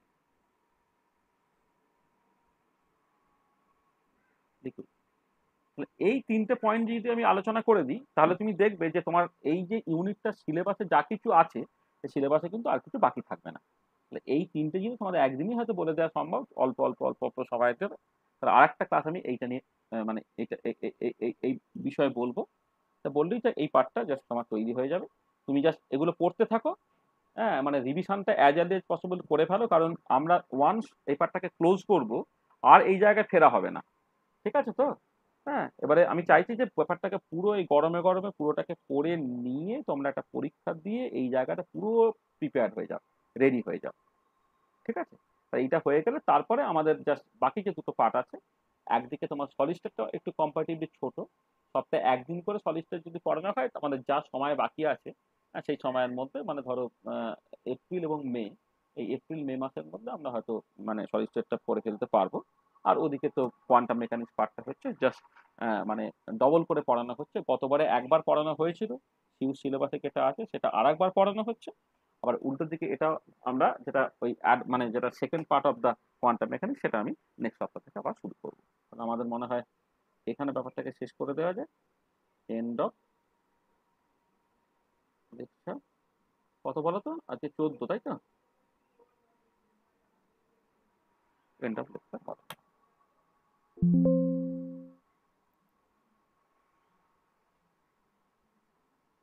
তো কম্পারেটিভলি মানে ডিফিকাল্ট কনসেপ্ট যেগুলো পড়ানো হলো, হ্যাঁ, মানে এমনি ফেজ জিনিসটাই কম্পারেটিভলি ডিফিকাল্ট, মানে সেটাকে একটা কনভিনসিং ওয়েতে ব্যাপারটাকে বলা, সেটা এমনিতে বেশ সমস্যা তৈরি করে। আমরা আমাদের মধ্যে একটু বলার চেষ্টা করলাম। ভিডিওটাকে বারবার শুনে বইটাকে লাইন বাই লাইন তুমি পড়বে, পড়ে দেখবে অনেকটাই বুঝতে পারবে আর কি।